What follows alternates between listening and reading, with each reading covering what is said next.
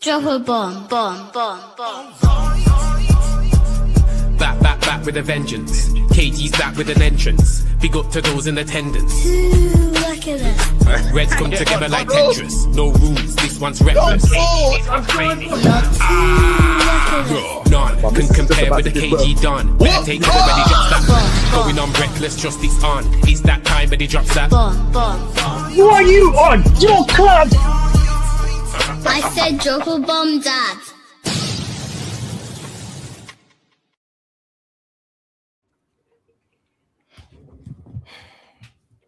Hello, and welcome to the Reckless Roundtable. So it's a more relaxed day today. I just want to put this out there. After this morning show, KG said he wants to protect his assets, so just want to show everyone, you know what I mean, what assets he's protecting. Yeah. I mean, I don't see any of that money, but you know, he's there. And why I say that it's a bit of a sober, relaxed show, because of the game was very relaxed, because it seems like half the people are already on pre-season, and this is showed properly by this.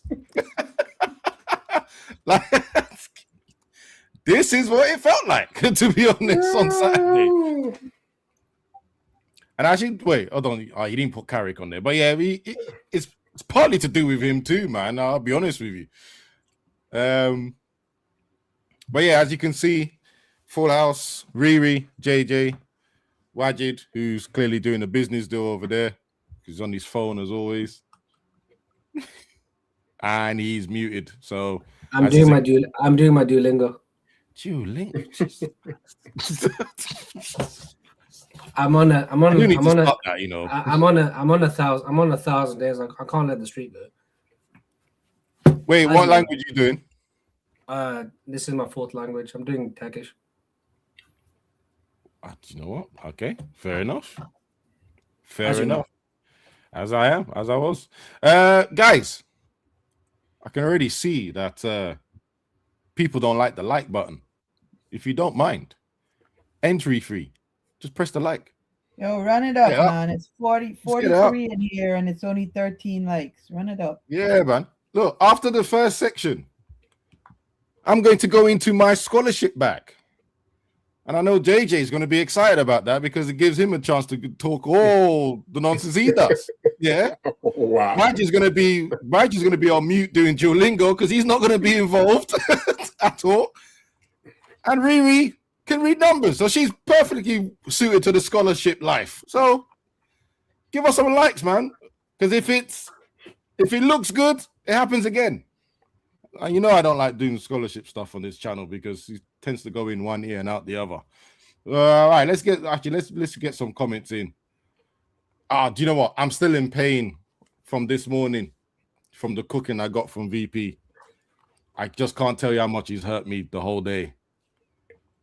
Yes. Hold. Yes.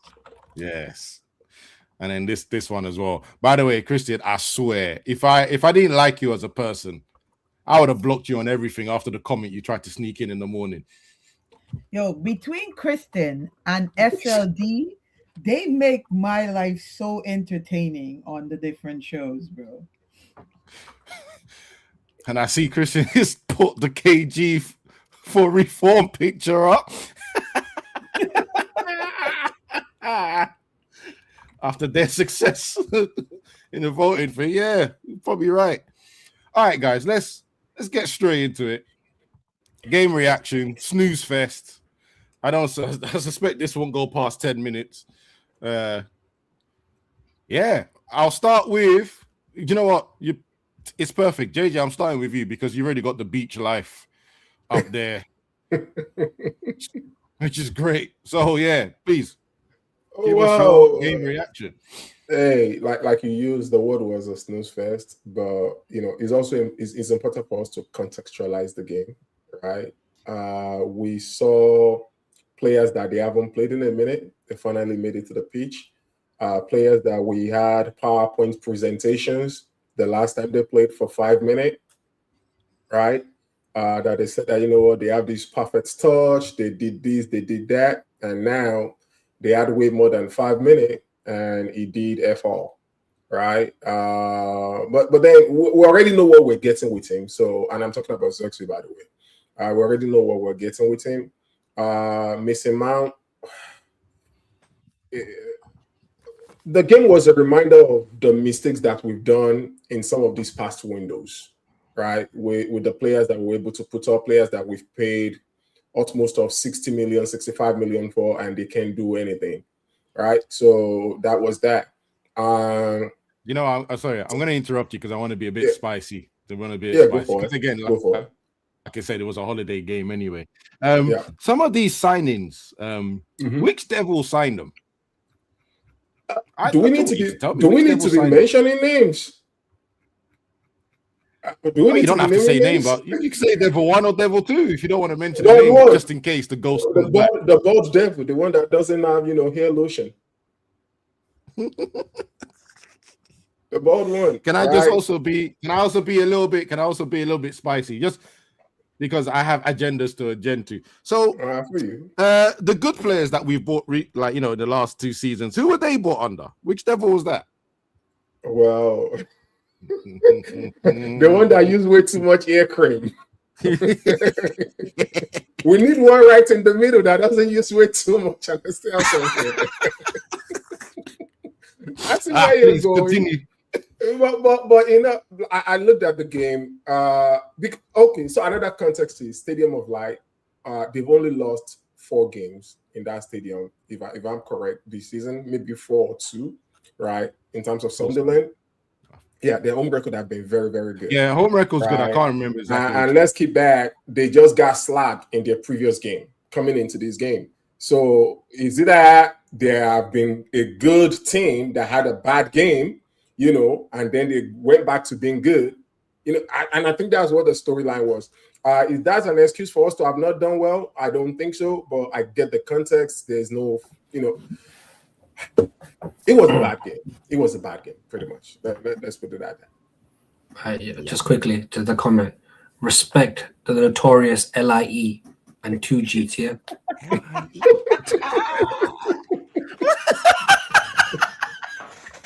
I just clocked who that is. Oh my days! What? I don't see what's funny about this. That 2G. I just realized who that is. Yeah. Respect all day, every day.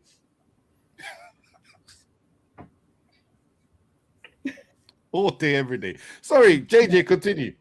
No, I mean, I'm done. It's just a reminder, an out of form in Bumo, even an out of form Ahmed is better than whatever Xerxes was able to provide. It's the gap between the people that we've been able to start compared to the people that had to come on. It's horrible. It's horrible. So going into next season, it's really the players we go for, it's just as important as these past windows that we're able to bring in the, quote unquote, proven and things like that. Because I'll be honest with you, if we don't do that, get the right players in, just forget the top 3, top 4 conversation we had not too long ago in terms of our expectation going into the season. I do think we're back to the between 4th and 8th place type of a team if we don't bring in proper replacement for the people that are leaving. Yeah. Excellent. Remy, can I get a game reaction from you as well, please? Game reaction. We look like shit. Everybody looked like shit except Senan Lamin. I think if it wasn't for Senan, we got beat that game at least by 3 goals. Yep. If Onana is trying to come back here, somebody needs to divert that plane to the middle of nowhere. Sorry, really. You know what happened to that plane? Wait, did we lose abs? Did we lose abs? I think it moved. No, I had to step out. I had to step away to get a juice, and then I tripped over my sofa on the way back. So sorry, Riri. You know what happened at JFK? That plane that hit the truck. I thought you were talking about the one that landed in the Hudson River. for you couple No. years ago. Not that But one. it actually landed safely. Like, they need to make sure the aeronautics is not functioning the day his plane tries to land back in Manchester. Whoa, whoa, whoa, whoa. You know what? I just kind of. You're in the middle of your review. I can't even. You really kick me off for that one. You know. But hey, I mean, if you're kicking her out, just kick me out too, man, because I kind of agree with her. Kick us all out. Kristen, I'll say what Ab said. You lucky I like you, because some of the things you say, Xerxes. I don't think Xerxes can play the type of football. He's not for this team and the type of football that we play. Because he cannot run off. He can't run off of the last man. He's not that kind of player. Xerxes, I think, fits in more of a possession type football. Like, if fast breaks, he doesn't have it. He really doesn't have it. He doesn't have the speed to deal with stuff like that. And it showed in that game, because there was a couple of fast breaks that we could have had, and he wasn't up to the task at all. I don't know why it took Carrick so long to bring on Mbeumo, because it was glaring that Xerxes wasn't doing anything in that 9.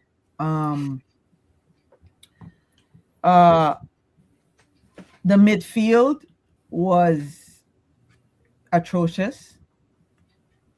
You know, it was like the black hole, basically. Never ending death. And they were just, slicing and dicing us left and right. Our new left winger decided not to show up. And unfortunately, the best Brazilian was on the bench. But continue. What? Agreed. What you said? Vibes. No, I agree with the best Brazilian was on the bench. Yeah. So the best Brazilian was on the bench. Martinez is done out here. I'm sorry. I don't care what nobody says. That bullshit he pulled with that player, he's lucky. And Abs, I think your explanation as to why he didn't get carded is probably the most logical reason they didn't card him and send him off. With that stunt that he pulled with that Sunderland player. Yeah.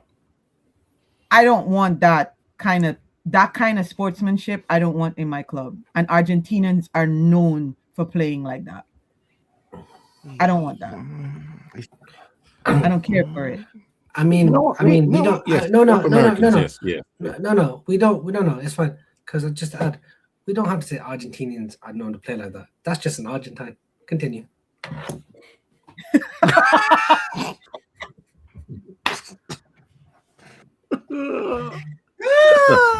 Okay, I was that's true. waiting for this because I know he agrees with me. So I was waiting to see where he was going to go with that. Legit waiting to see where he was going to go with that. But yes.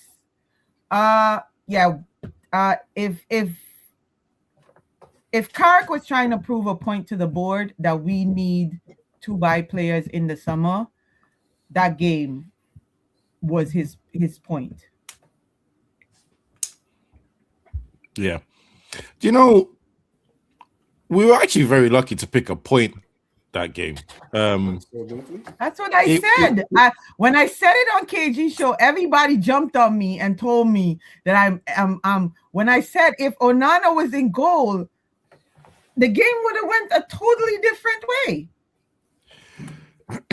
Do you know what? I have a challenge, right? If any manager thinks they're the best in the world, buy Onana. Challenge yourself.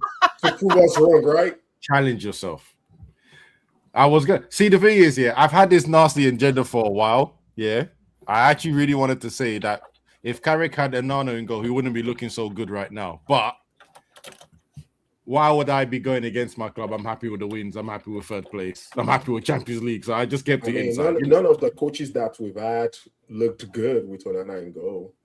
and no one ever will. That's why I said the global challenge, because also we need to sell him. So global challenge. hold If on. you think you're a Connor, bad boy, do you want to nitpick whether or not he was on the bench? He did not play. So you want me to be precise. The best Brazilian did not play on Saturday. Does that clarify it for you, Connor? wow, why are you biting, man? Oh, I'm sorry. And Don't I gotta say, provoke me to Dogu train.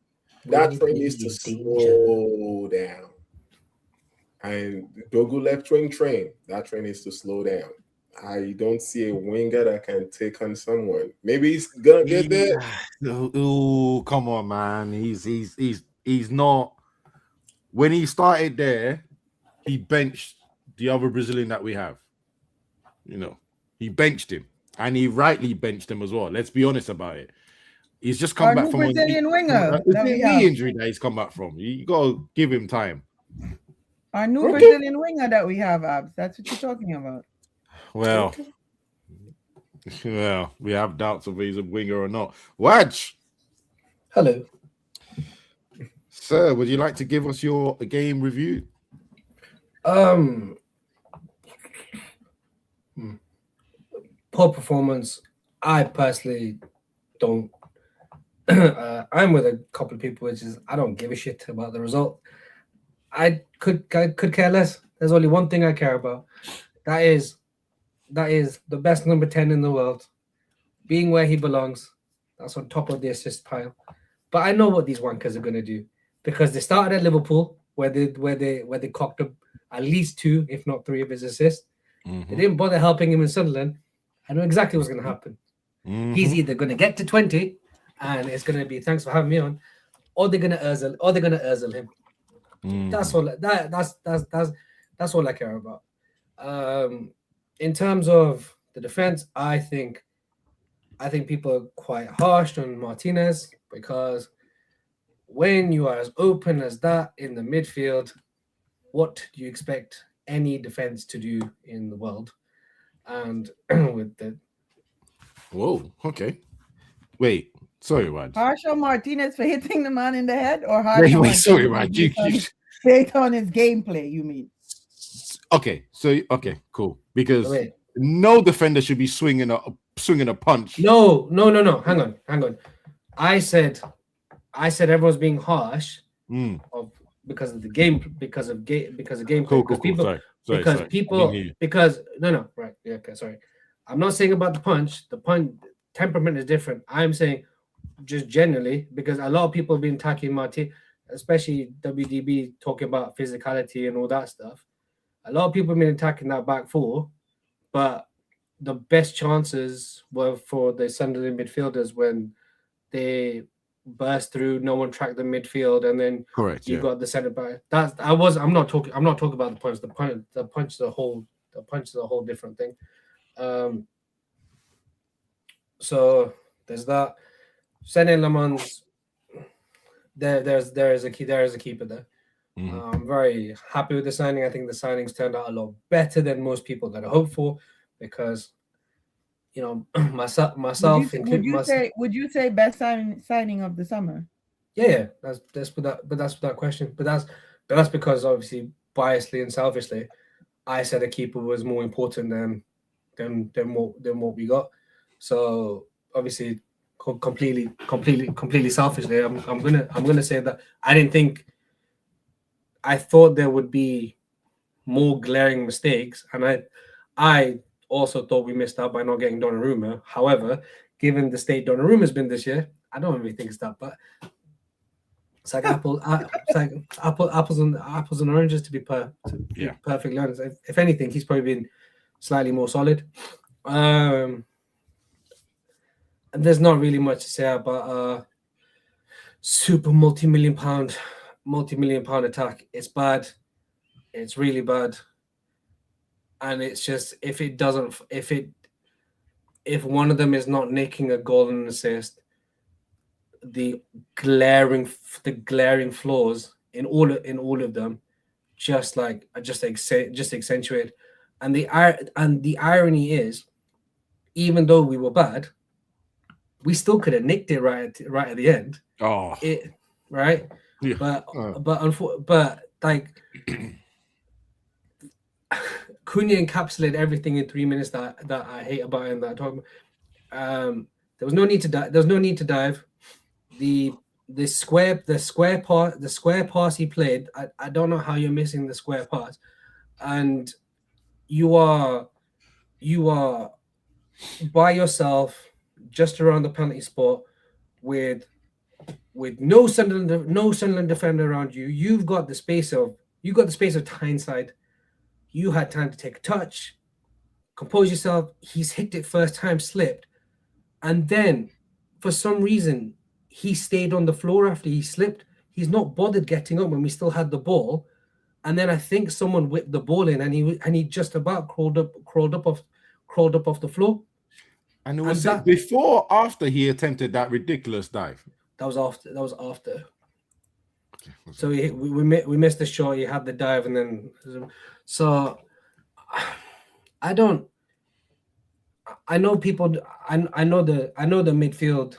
I know the midfield is a problem. The midfield is a problem. But Man United's best attacker this season has picked up a La Liga trophy. Let's keep it 100, regardless of his temperament issues here. Man United's best attacker that's still linked, signed to the club, picked up a La Liga trophy last night. He scored in the Clásico. That is an issue. That is an issue that we have spent nearly £200 million on the front line, and yet we still haven't replaced what Marcus Rashford has done at this club. And this isn't just me being petty, because this is all competitions. Obviously, he's done more in the Premier League, but Cunha and Garnacho, if you take all competitions, and yes, Garnacho played more games, they've got the same GA this season. I thought Garnacho had more. I was waiting for the end of. I've been hoping. Oh, right, sorry, yeah, no, sorry. 12. No, yeah, you're right. 9 plus 4. Cunha's got one more than him. Across all comps. Yep. Don't get me wrong, Cunha's been better than, and he has scored important goals. But for all this shit Garnacho is, and I'm not saying bring him back here because he was awful, but he's like across all comps, he's only just matching Garnacho. Like that's an issue, and people are talking about these signings like the Mavericks that they're going to replace Bruno, and we need to bring people like Bruno. It's no longer about role players. For me, it's about top quality signings, along with adding one or two to the squad. But I think the squad is there. It's now about bringing the signings that if the attacker doesn't do it, it's going to be a midfielder that grabs. It's going to be a midfielder that grabs the game. Maybe it's a defender. Maybe it's a defender that pushes the team forward, like something like that. We need a couple of in my opinion, we need a couple of superstar signings. We need to raise the floor of the team. That statement is even crazier based on the stats that Watch just gave. I'm trying to just quickly. I know everyone knows what my stance on the signing. The summer signings have been in terms of. I'm trying to be as objective and as fair as possible. I know I'm being a bit of a stat merchant. I know some of Cunha's goals have contributed to us wins, like Chelsea, Arsenal. Like I know they have, but on face value, that's not a good return.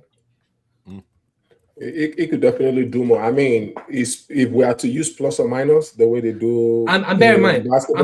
I'm sorry. Just to add as well, his goal contribution probably contribute more than what Mbeumo's done, because Mbeumo's been dog shit, utter dog shit, and the fact Cunha in the second half of the season has been far better than Mbeumo, right? All better, and no one is talking about Mbeumo, whether it's Aftak's favorite, whatever, right? Mbeumo's got away with murder. Because I've seen people talk about selling. I've been talking about, sorry to rant on. I've heard people say we need to sell Ahmad when not one single person who said we need to sell Ahmad could tell me the difference between Mbeumo and Ahmad's performances when either one of them have been on the pitch. So I was literally going to throw that in there. Because Mbeumo did score the goals earlier on in the season, and we remember them. I remember how important he can be. He gets away with that. He gets away with. About to say they literally between the two of them, they've literally split the season. Yeah, like they've literally split the season. And then to add to that as well, what saves Mbeumo is the fact that his replacement, when we scream Mbeumo should not be starting, we replace him with Ahmad. And Ahmad has probably had the worst season. And I'm trying to be sympathetic here because it's the returns of his season, not necessarily, again, him beginning the first half of the season. He was important to our team. He was helping. He was giving us options and stuff. But his return of 2 goals and two assists. Ahmad hasn't been the same. Ahmad hasn't been the same since after Ramadan.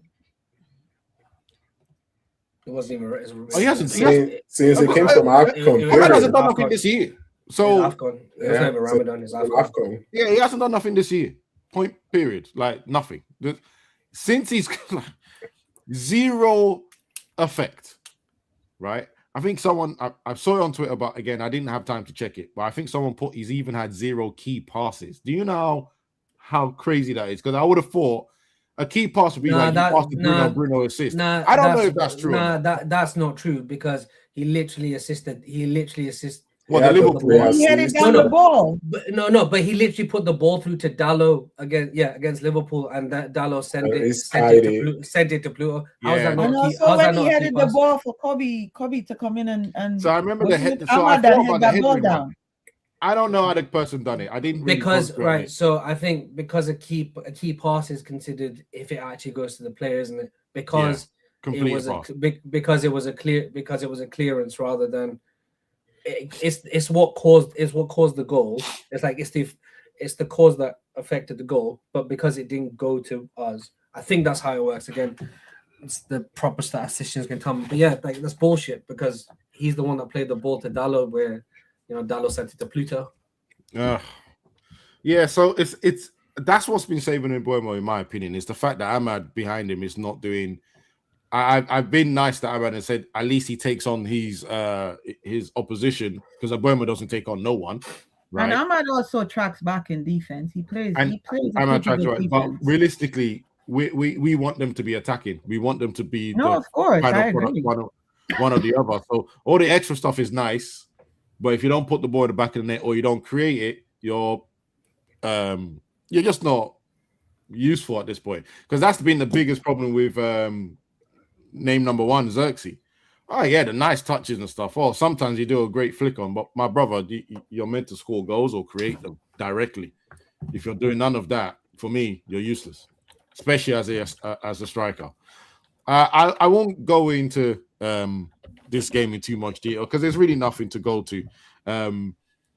I have to say, the moment I saw the team sheet, I was like, oh, this is going to be bad.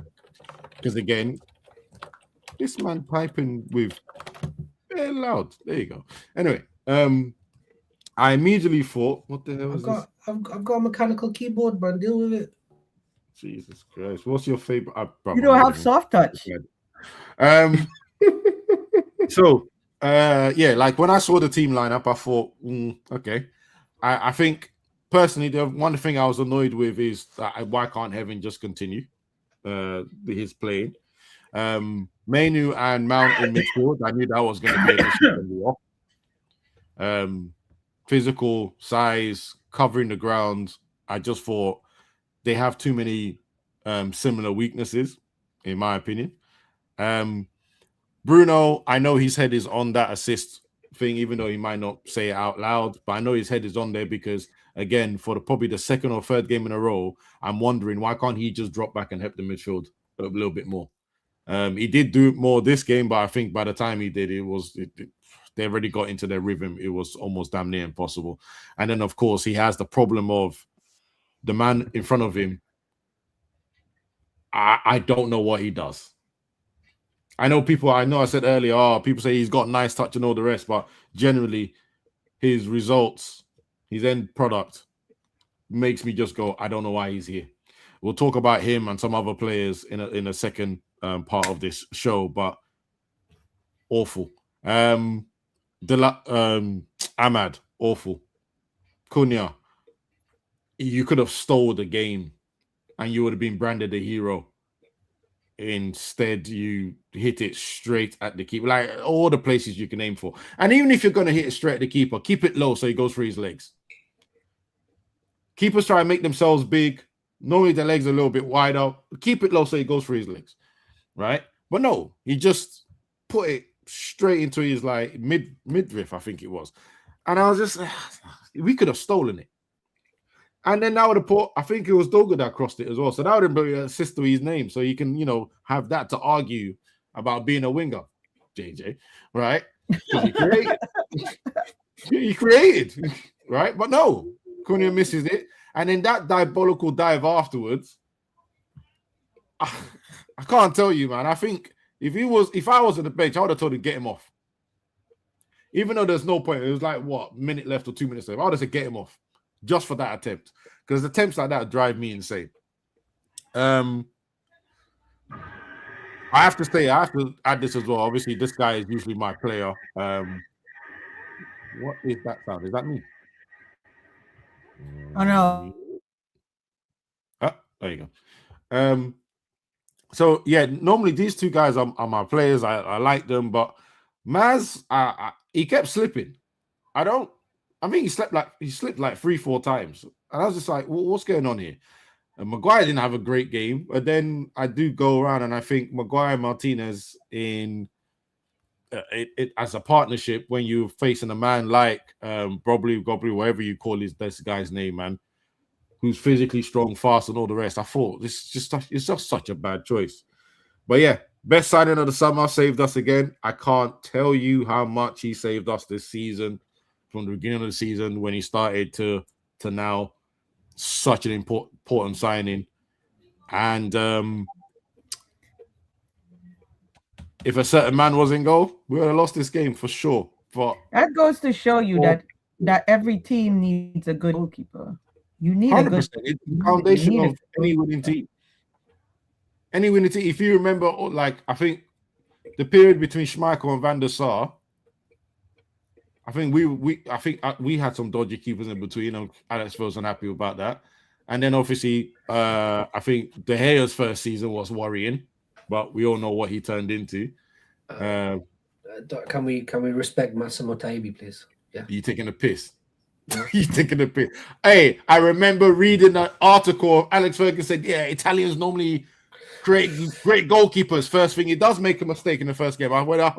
Second game, first game, first game. Fine. Whatever game it was. I think first game he won man of the match. No. Can we respect Taibi, please? He was very good in the first game. It was the second game that was the problem. Yeah. Then again, it was he lasted 3 games. I can't remember how long he lasted. I don't remember it much. I just remember the mistake and the article, and I thought brilliant. We had Bosnich and his love of creatine powder. Some of our players needed that on Sunderland game. Not gonna lie. We had Barthez, we had Howard, we had Kushak. I didn't mind Howard actually. Take that back. I didn't mind Howard. We had Kushak for a bit. Yeah. We had Carroll. We had Foster. Howard was Howard ever our number one? No. He was. The problem he had is I think that was the same time that Rio decided that a little was the right thing to do. If I remember, he got banned because I think it was Rio and Sylvester in centre back and Howard in goal, and I actually think they looked well. They worked well, and then Rio came out of the team. Correct me if I'm wrong, people. I remember Rio was banned, and Jesus, Howard was a wreck. I don't think. I'm too young to remember. Do you know what? I'll take that. I'll take Vibes has a question in the chat for you. Whoa. My It says my snow bunny said I don't have up to expected Pythagoras field till progressive transfer future. What should I do? Vibes, don't worry. I got vibes. Don't worry. I got the answer. So if you divide sin and cos, which gives you tan, it calculates a squared plus b squared, which gives you the equilibrium of the circle, and I'll give you the answer. Oh, Vibes, you're not gonna like the next bit of ours. Oh shit! So you know, yeah. I clearly you have an issue with maths and numbers, so. JJ, realistic Red would like you to explain your background, my dear. It explains itself. We're on a holiday, and so is our players. That's what I say. We're playing beach football.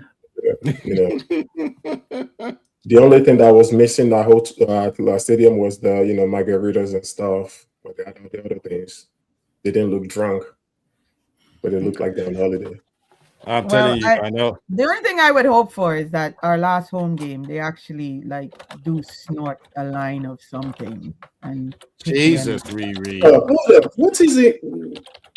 You know what? I'm not gonna read it out. It's fine. Whoever made that 124 mango person, it's okay. Let's move on. Hey, I didn't read it properly until you just said it. I was about to play up, you know that. I don't get it. What's going on? What type of show are we having today? Brother, you got six gal on your mains. You got 4 gal on your side, and you don't know about 3.14. Say less. Move on. To be honest, there was someone defending a corn star earlier, which I found hilarious, telling off Vibes. I didn't. Yeah, they said she's a mother now. I'm just confused. She's a mother now. Vibes over here disrespecting the mothers. Wow. The day after Mother's Day. I'm moving on. After Mother's Day. Let's move. Can we stop disrespecting my brother Vibes? He's just out here looking out for the single mothers. I hear it because apparently Abs took all 14 of his kids. Whoa. Where did he put that? No, not today. Last week. Carry on. Not today, last week. Come on. Well, let's focus. All right. People gonna complain. The shows are hard watch. All right. Next topic. In and out. I mean, it's good that he's put number 25 there already. Now, don't have any idea why Yo-Yo thought that Ryan Reynolds was our manager, but we move. Do you know that's an actual burger joint in LA, in California? Yeah. Oh yeah. Sorry, no, I have now burgers. Okay, I saw I'm gonna go. Why you getting told off? The parentals, it don't matter how old you are, the parentals. You're on mute, bro. Nah, I have to swallow the cut. You still got chores. Yeah. Grown house, man. Yo, it never fails, so bro. What I'm gonna do with this topic is we're gonna I have asked you guys to list out a bunch of players. I hope you have. All right. We're gonna go a little bit scholarish over here on this one. I've got some data for opinions and evidence that of the players that I want in and out. So first thing we're gonna do is I kind of want everyone to list out all the players that they believe are going to be sold, and then 2 extras that you need out. All right. I'm going to start with. Yeah, I'm going to start with Waj. Yeah. I'm going to start with Waj. What did I do, bro? You're the smart one. So, this United squad, yeah. Mm-hmm. Who the heck do you need out, or who do you think is going to be sold out realistically? And then who do you need out? Add on top. All right. Just give me a little. I'm not going to include Casemiro because he's already going, right? Yep. Like, that's a given. I think Ugarte goes. I think Cheeto goes on loan. I I think haven't heard his Xerxes. name in a while. I think Xerxes goes. I think either Delict or Martinez goes because of the injury problems. One of them. Yeah. Hoyland's gone, and Hallelujah.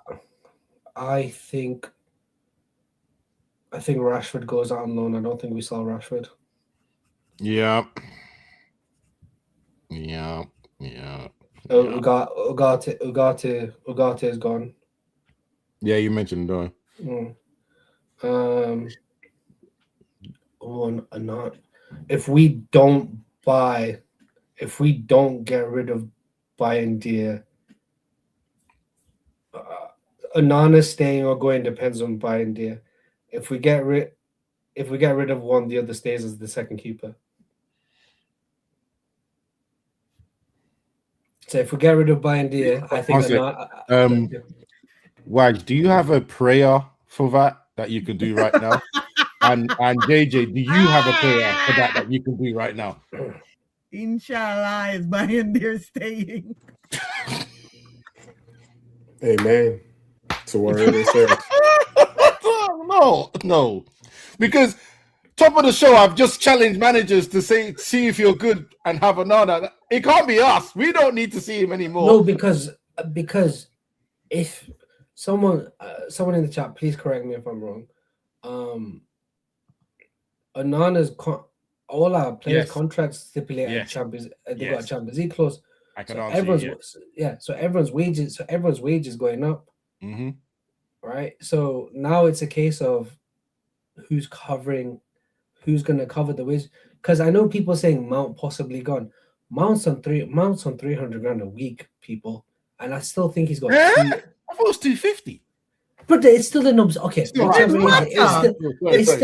matters. It's still a. He's still like the second or third. He's still the second. Amount of money for no reason. He's still the But second. I thought we stopped doing stupid shit like that under Henius, though. No, that was prior to that was pre-Onius, wasn't it? That's pre-Onius. Oh, so that was the final gift that they gave us under the old regime to fuck us up one more time. Ten Hag. Well, that's because Ten Hag really wanted him, didn't he? Mm-hmm. Right. So, I'm trying to be realistic. But then people got Mount is not going. He's not going. No, but that's what I mean. People go, oh, I want Mount gone. I want Shaw gone. Every single fan has wanted Shaw gone for 5 years, but yet every single manager that has come in has made sure they're starting left back. And so, for as much as the fans hate Luke Shaw, he starts week in, week out. And unless you're getting a starting left back, like someone put it, and I totally forgot because obviously man's played 3.5 minutes. Malassi's probably going to be gone. I think his contract is expired. He has to go. Yeah, his contract's done. So yeah, all right, okay, I don't. So some Malassi's gone. Jesus is Lord. We're gonna need some home remedies to make up for some of these numbers, by the way. Oh God, Riri, you got a list of players that you think realistically are going to be gone? If they're if they're similar to White. Okay, so if we're talking realistically, Ugarte is gone, for sure. Well, we just said Malacia's contract is up. He's definitely not coming back. Casemiro is not coming back. His contract is done. I would say, like Tawaja's point, the toss-up is between Bayern doesn't want to stay because he actually wants to play football. And so I think he is going to try to get a sale, regardless of where it is that he goes.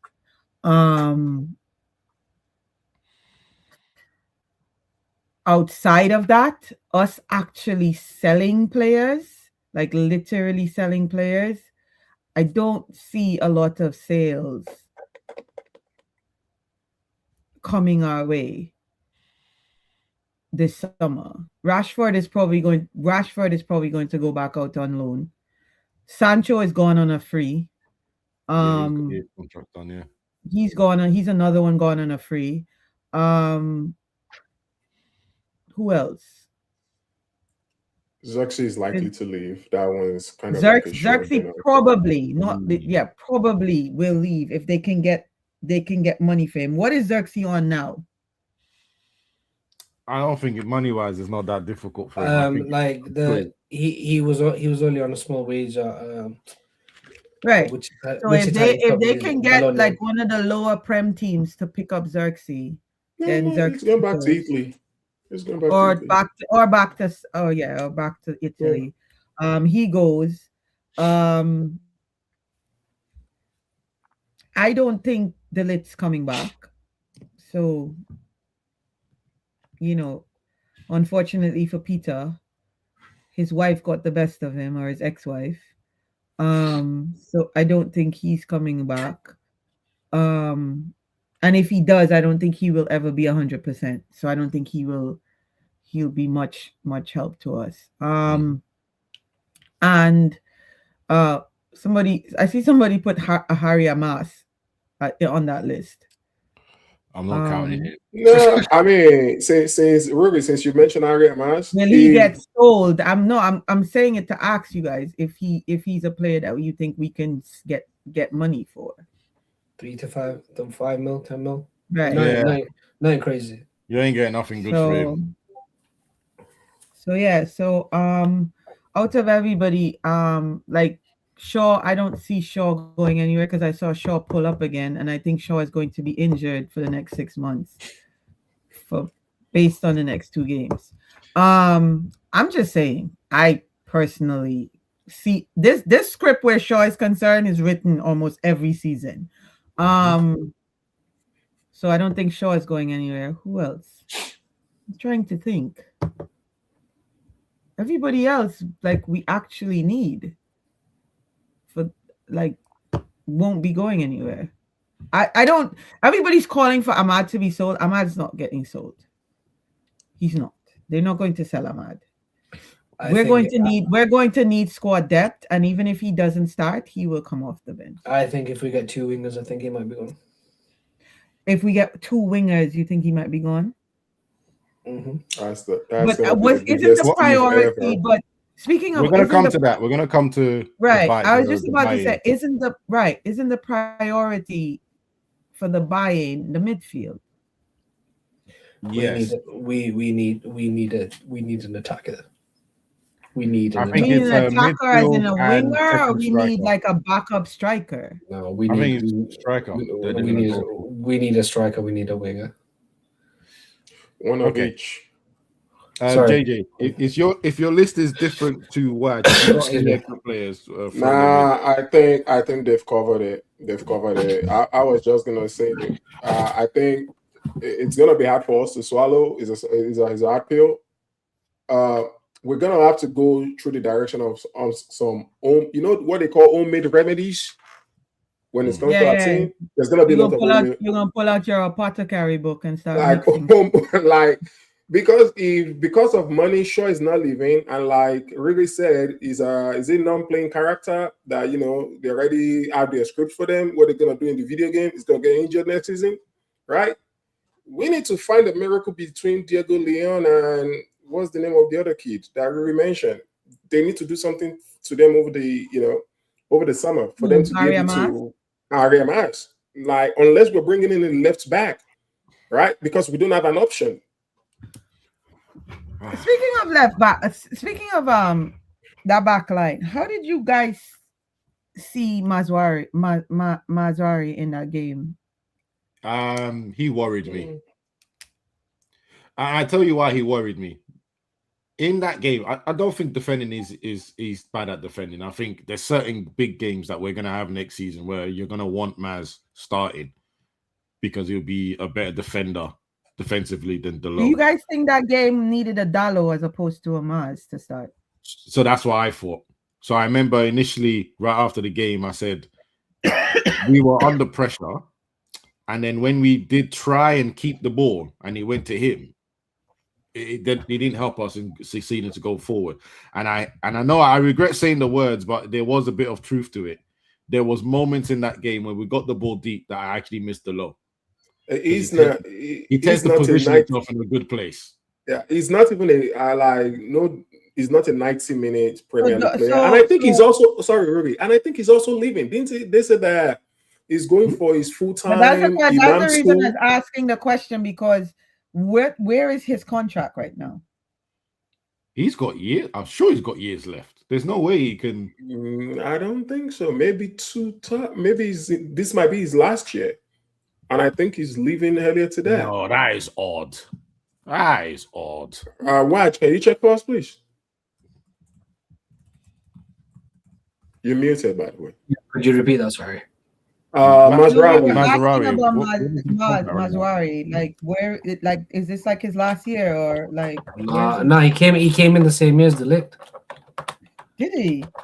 Yeah, they came in. Yeah. They essentially came in as a package deal. 2028.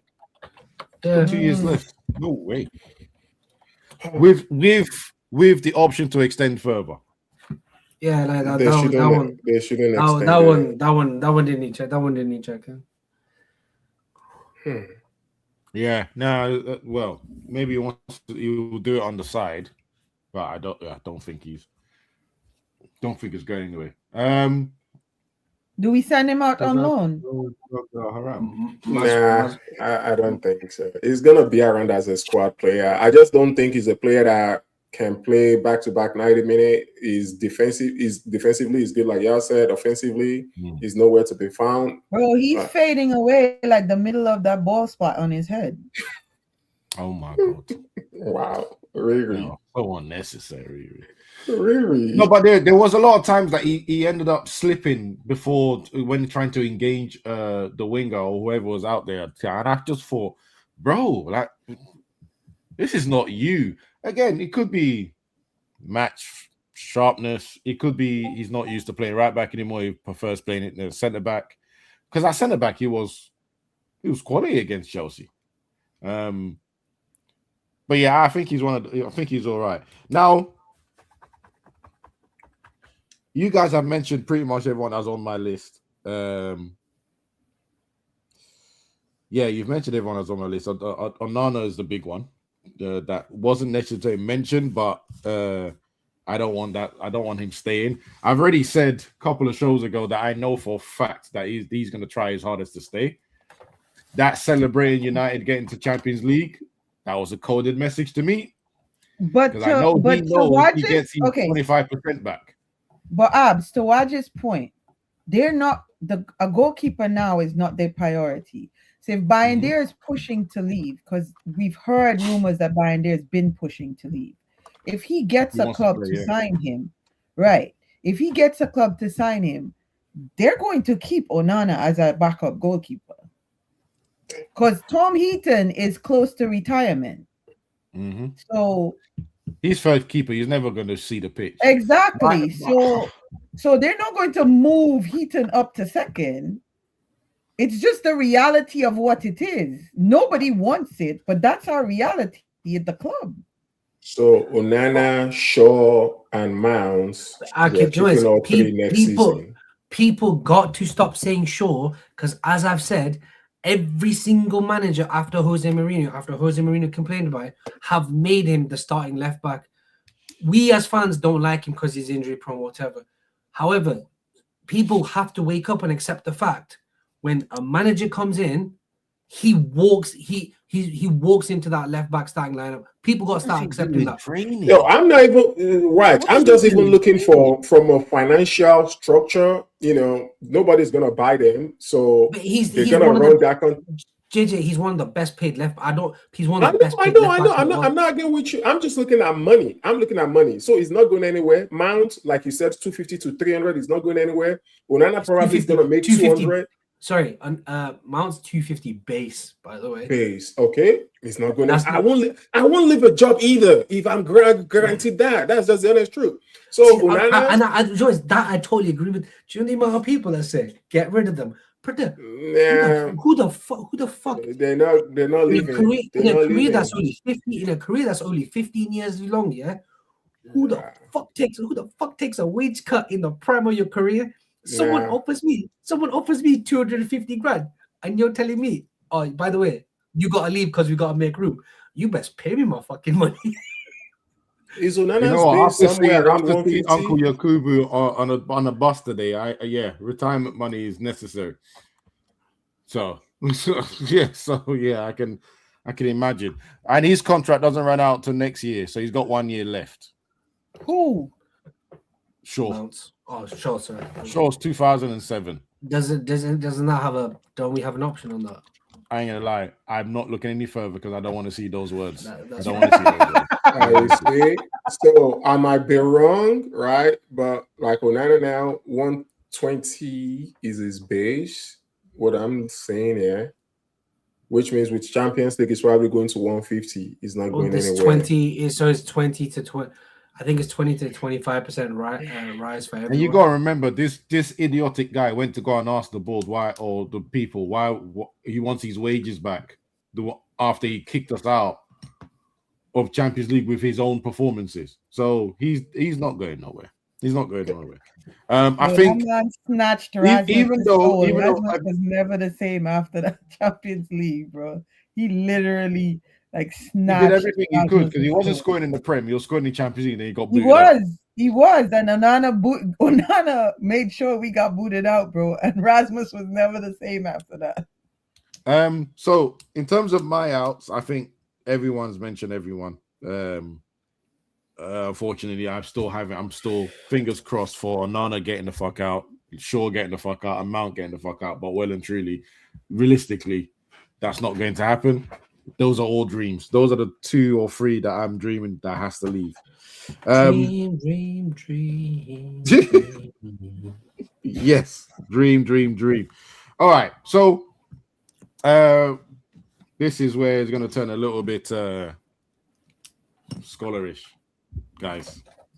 So if you're ready to get, if not, I was going to say something wild, but if you want a nice, relaxing conversation, this is going to be it. But make sure you are looking at the screen, right? So it's not relaxing at all. It's relaxing to me. I did this in my spare time, man. I was like, I'm interested. Let me see these numbers and stuff. All right, so I'm going to talk specifically about midfield. Obviously, we're looking to replace Casemiro. We're probably going to add another 8. I didn't bother looking for anyone to replace or help Bruno because realistically, that's probably going to be Mount.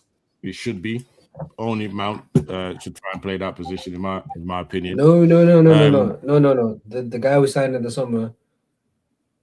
The guy we signed in the summer that we've moved out to the left is who we signed. Is who we signed for the center. I fucking hope not. But that's. Remember that time it was 2 10s. It was 2 10s. No. My point is, he wasn't bought as a makeshift left winger. He's been used as a makeshift left winger. If we are now using wingers, we need a left winger. No, the Brazilian is your winger. The Brazilian is your winger. You have a Brazilian winger. No, you know what? No, not going into that. I'm not. Okay. So that's 2 potential people that can replace Bruno. So I'm not even going to bother explaining that one. But guys, if you're ever looking for some good place to get some stats on, important stats for midfield strikers or whatever, I'll send you the link into the chat later on. So let's just show you what we have. I'm not adding Ugarte to this list because there's absolutely no point. I did add him in the other list. So this is from datamb.football. The reason I've been using this site is because some of the conversation and hints we've been getting on Twitter about what United are looking for in certain players, the players that they've mentioned. I went to go and check, why are these guys always seem to be top of the list? What do they bring into the team? And I kind of found this little section here, which is great for midfielders. So as you can imagine, this is what we already have. Casemiro, immense defensive midfielder, but always has the ability to pass the ball forward, as you can see there with how many times possessions won, duels, forward passes. Percentage is not great, but it is what it is. But the amount of progressive passes he makes as well. Bruno, obviously, key passes, progressive passes forward, forward passes. I mean, king of the assist, or he should be when he gets in. And then there's Manu, who's in the middle ground, I guess. Yeah, pass forward percentage, got good accuracy. He's a standard midfielder. Not like I said that before this season. So this is what we have, right? So we're going to go with Casemiro first because he's the free link, and then we're going to look at all the players that we mentioned, trying to replace him, and replace his work rate, what he does to always affect the team. Now, bearing in mind, this does not capture his goals and assists either. Who's serving chicken on this channel? Sounds a bit racial, to be honest. I'm gonna lie. Will, are you all right? What is translate? Watch. He's American. Great translation. Let the two Americans translate. I don't understand why I gotta translate. What I mean, that's your man's. I don't know what man's talking about, man. And really, if anything, that's your Latino American cousin. You translate. Why are you asking? Oh wow, that's what you're doing. If somebody tell me where the chicken at, I thought they're talking about money. I don't get that point, you know. Well, como es pollo? There you go. There you go. All right, so clearly we're going to need someone. We're going to need to whoever midfielder that's replacing Casemiro has got to give us some of the attributes that he gives to us. So, for instance, this possession one is a really key figure. Now, I did add Ugarte to this because I found it quite funny. I just done it out of interest, but Ugarte is actually one of the, apart from Casemiro, one of the best midfielders that actually winning the possession back.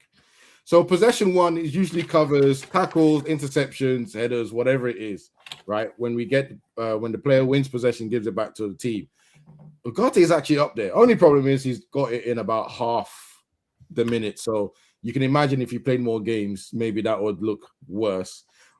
You can clearly see all the deficiencies with Ugarte, which is why he's at the bottom, because his passing is disgusting. But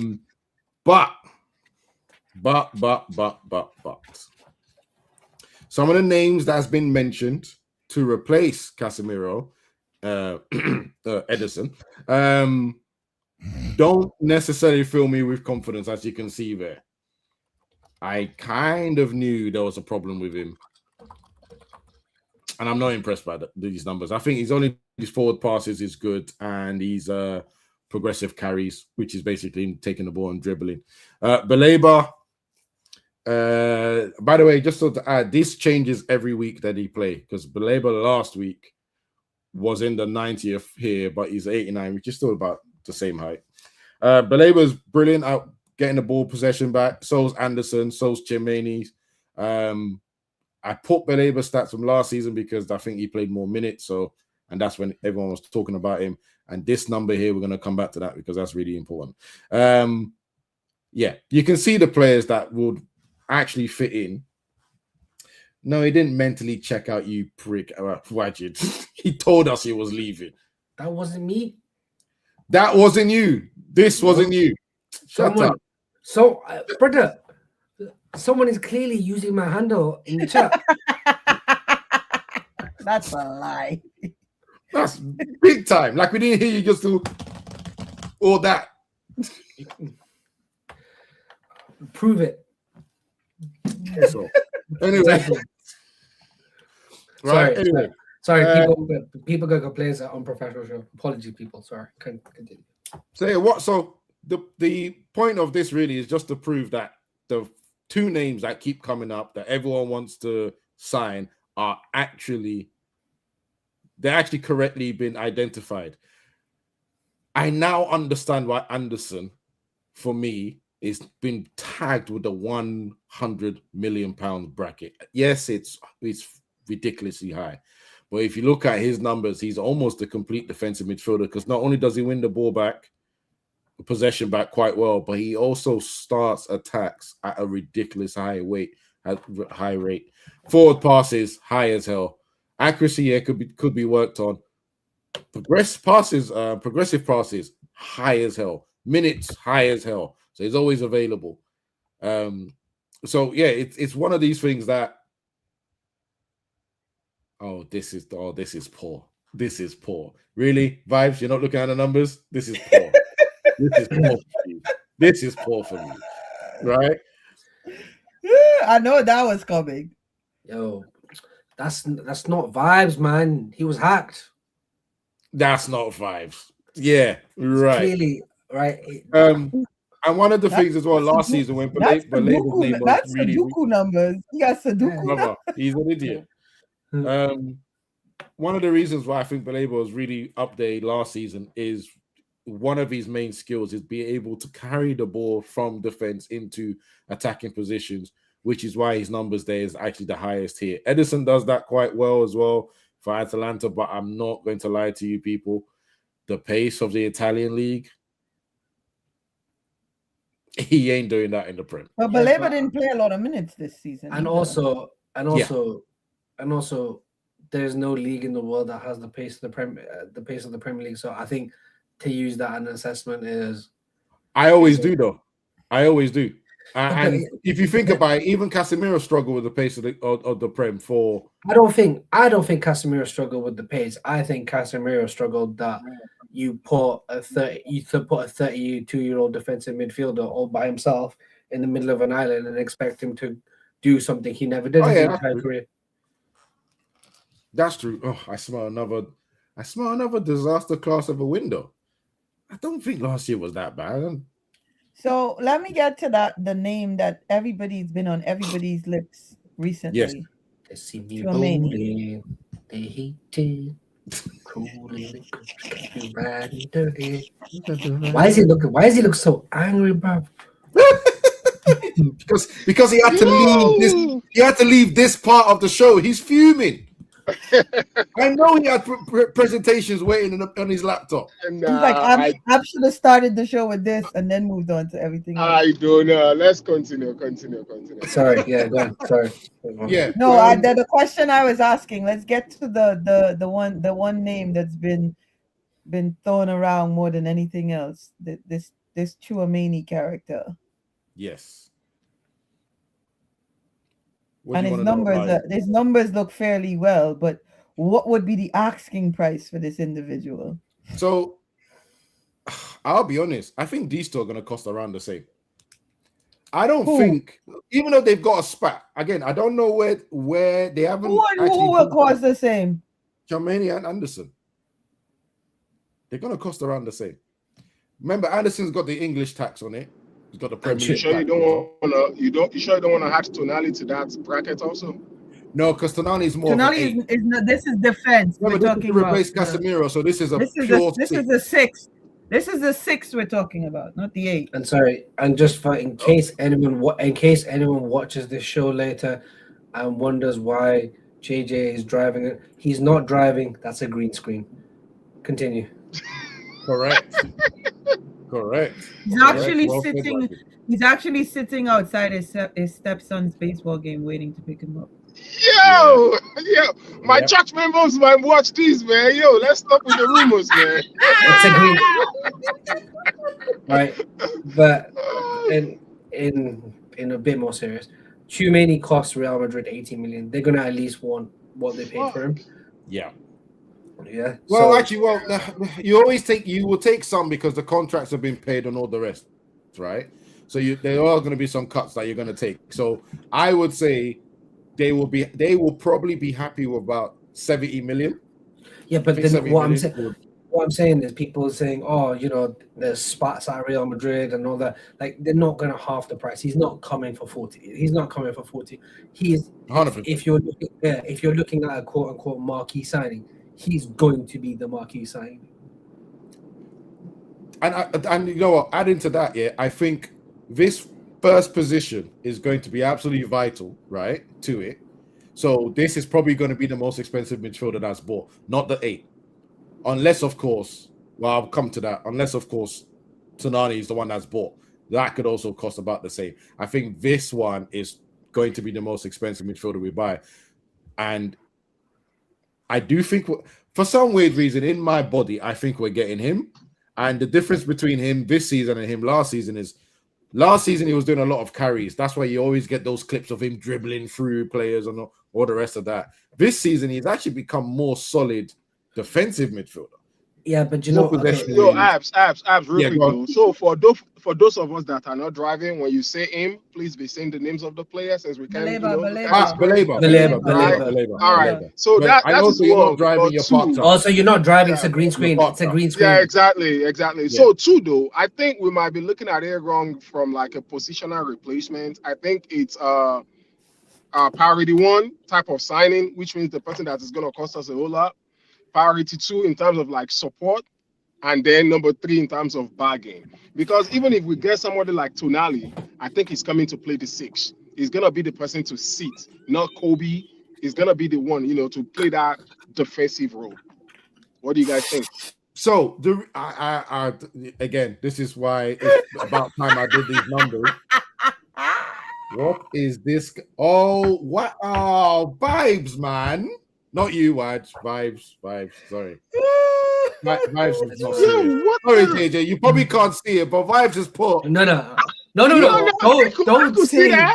Don't say what he's put. You read it. Wow. Wow. Anyway, my issue with Baleba, which for some reason, again, no one seemed to have an issue about, but when it was our players, there was a massive issue. His form has been poor this season. Yes. As soon as he got linked to us, he has not. He had his bit in AFCON, but since his head got turned by us, his temperament and the way he's played this season has been off. And I dare anyone to come and say to me they've been watching Brighton games after when I started asking and questioning people who gave me line and verse on Baleba's performances last year, all of a sudden now start saying, well, I only watch compilations. So I dare anyone to explain to me.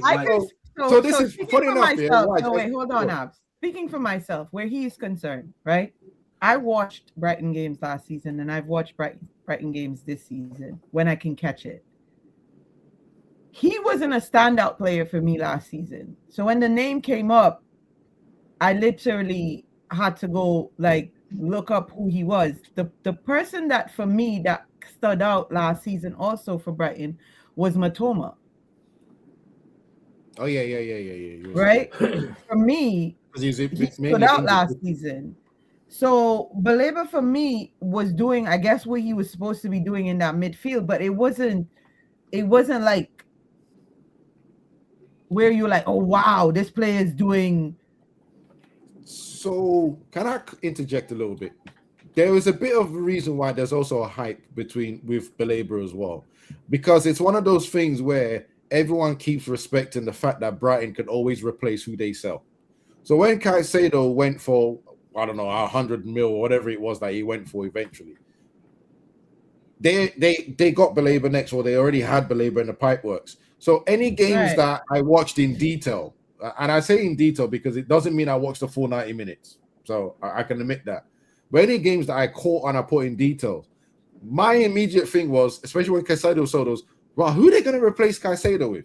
And then I saw this guy play, and I was like, it's like they've just got a left-footed version of what they've just sold. And I started going then, what I started thinking about, especially like the way I do coaching and stuff, is how have they got this conveyor belt to just keep replicating the player or get even a, because I thought he was going to be a better version eventually. Right, but you know what's so funny, Abs? I looked at Caicedo against Liverpool, and I've seen him a couple of times at Chelsea. People talk about him, but for me, like, I don't look at numbers. You guys know this. I'm not one of those who's going to go to the computer and pull up all his stats or it. But the eye test for me, him in that midfield at Chelsea, I guess because my my bar is Bruno. So everybody else, I'm looking at that these other teams put on like a pedestal or say, oh, this player is this or this player is that. I'm looking and I'm comparing, and I don't really By the way, this see- is why, oddly enough, off camera, when Wad was talking about midfielders, this is why I didn't respond. Because in this day and age, yeah, you just said your bar is Bruno, but Bruno, his best work is up the field. Caicedo's best work is to basically protect the back line. Yeah. And if you can start attacks, he can start attacks. Caicedo was good at starting attacks before. I think he fell off a little bit because there was always confusion between him and Enzo playing together. Which one is meant to start attacks? Because apparently that's what Enzo was good at. I think that guy is the biggest fraud I've ever seen in my life. So there's always been, oh, who's going to do it? I think this season, especially this season when people are arguing about Caicedo versus Rice, for instance, even though got a lot of yellow cards and red cards, is he actually does his job very well. I actually does his job very, very well to a very high level. Not saying he's 100 million worth, but that's what Chelsea were happy to pay. As a defensive midfielder and as someone that can play the ball, I actually put him up there.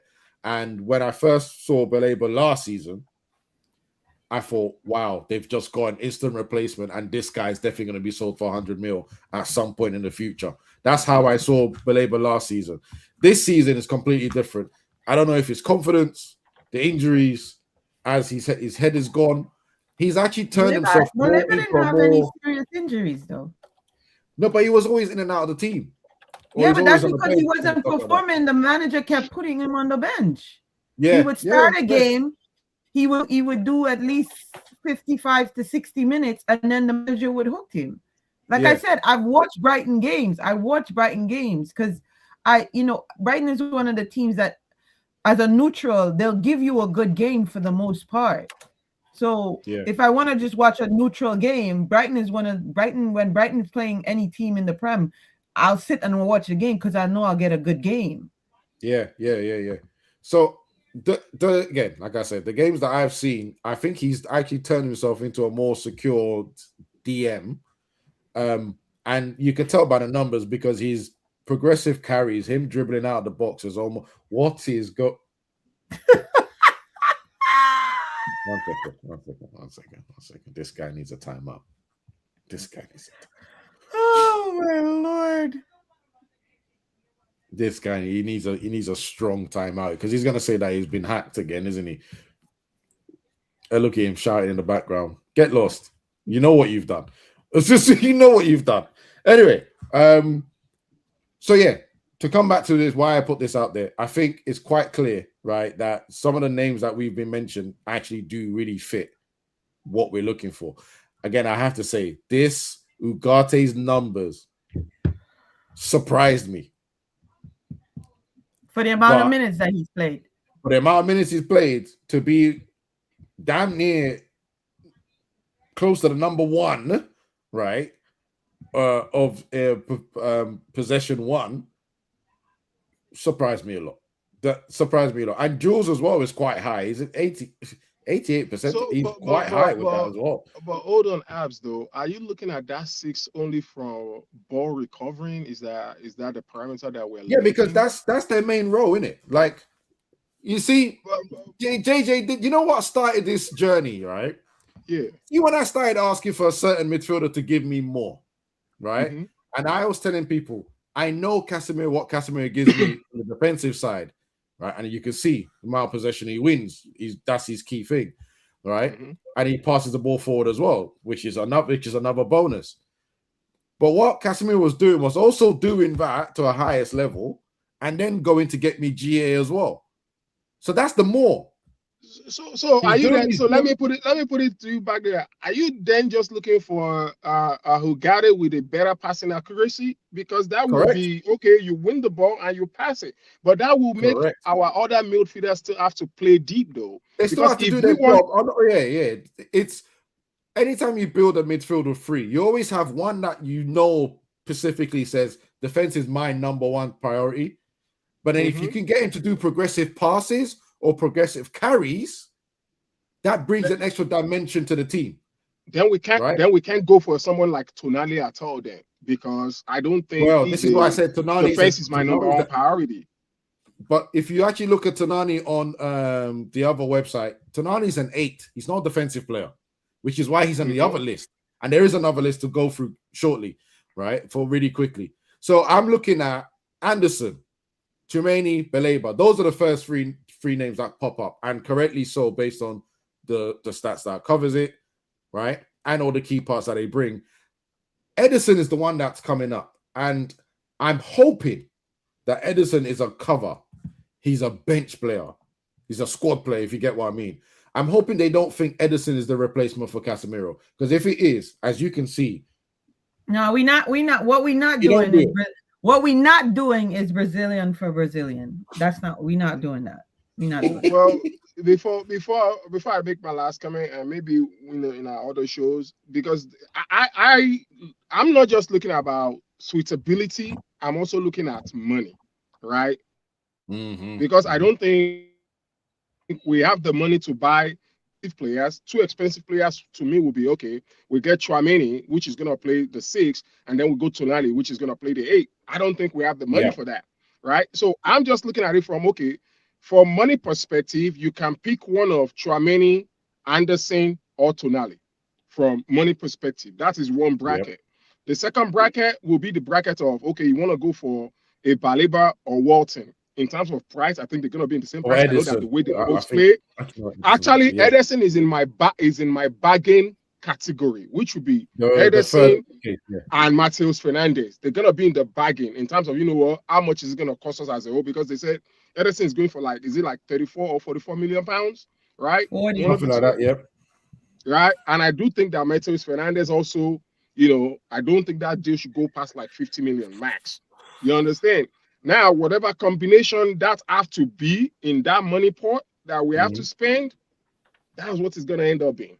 So before you go, just so I can reply back to you, I think the most money is going to be spent on this position, right? Whoever it is, Tchouaméni, Anderson. If we get Baleba, then I think we'll probably get a savings in that. But here I'm looking 70, 80, maybe 90, because Anderson, like I said, gives us so much extra that it kind of makes sense, right? This section is where I don't want to go past 60. So as good as Tonani is, and why I don't want to go past 60, well, because kind of already got Menu. If we could get him to add us more in his game, fantastic. So I don't necessarily need to buy someone to replace him. As much as people think I have an agenda, I'd rather him just step up. But don't we need more control in our middle? Then he needs. That's what I'm saying. He needs to step up and do that, because all the other players that we're getting around him are better at what he's doing now, and this is where the more comes in, right? If again, sorry, you can't see the numbers, but Tonani, Wharton, they're doing more than what he's doing based on numbers. And then I have a question to break up this monotony.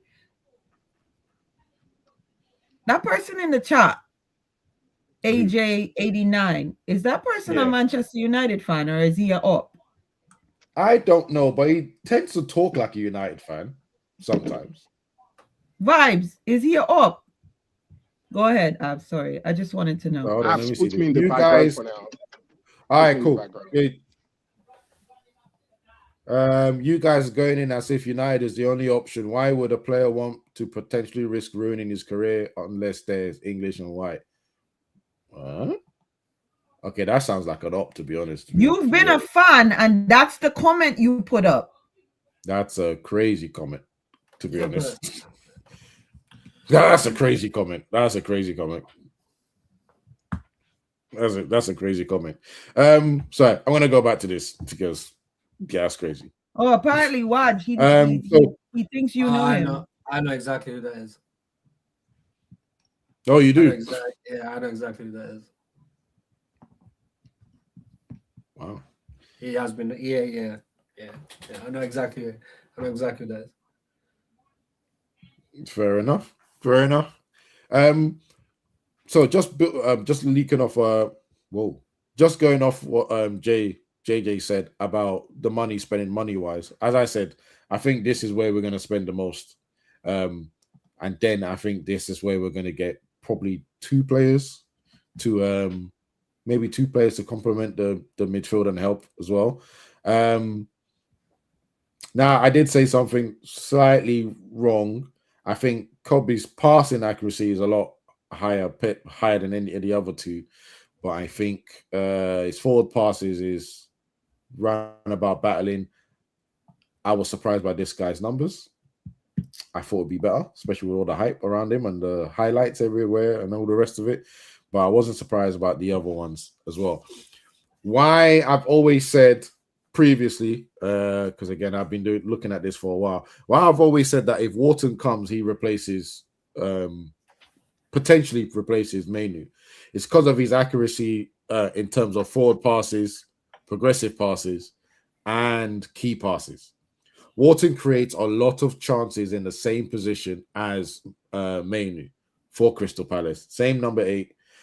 He does have better mobility as well, right? And he'll probably be the only player in our midfield that's left-footed, because I think all the other ones are right-footed. So he would be perfectly slot into the left-hand side of our midfield with Tanani or Mainu sometimes, or Chomeni behind him on the right-hand side. Just a thought process. So it gives us something different. And as you know, he is. Yeah, he's got quite a few assists as well for Crystal Palace. So that was something that, again, needs to be added. Mason Mount has to be sold. I'm not going to lie to you, brother. I pray he does. Yeah. So actually for you two, do you have any other players that you want to add into this list of thinking? We don't have to be complete about it today, but it's just Waj's big money players that he wants added to this list. Have I not got your elite players in this list already? You got Pedri in there. Pedri. He said it last week. There's an elite baller called Gavi. I've heard he's quite good. Man, I need to relax my Barcelona hate right now, because there's some I can't remember which is which. One of those players really wound me up. That I don't think they're as good as everyone hypes them up to be, but that's it'll be Gavi, it won't be Pedri. Yeah, because sometimes it must be Pedri, because you know what? Every time Pedri plays against Real Madrid and they're always trying to compare him to Bellingham, and it's like, I don't understand why you're wasting your time. They're not the same. He always gets bullied. Just allow me, please. I don't know, but I don't know. He managed to create 55 chances against Madrid yesterday. Should have been 10 that. Brother, no Madrid fan. Different stream, different time. Don't worry. I'm not gonna start it. Don't worry. Because I knew it. No, I'm just. Brother, don't. I'm just as bad. This was totally on me. This was totally on me. Go on. Bro, take your rant and bant rhetoric out of here, bro. Open your eyes, bro. That's just ridiculous. Ridiculous comment there. He has. I don't think he's crap, but I don't. Like, I don't see what everybody gets all creamed up about. Where he is good. He is good. He's just been poor this season.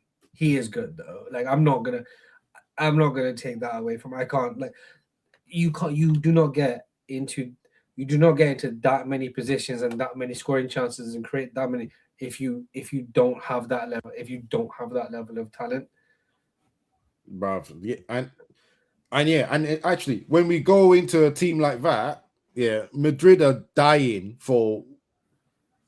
I mean, you got to remember, Madrid had Modric and Cruz in their midfield for the last 10 years, maybe more.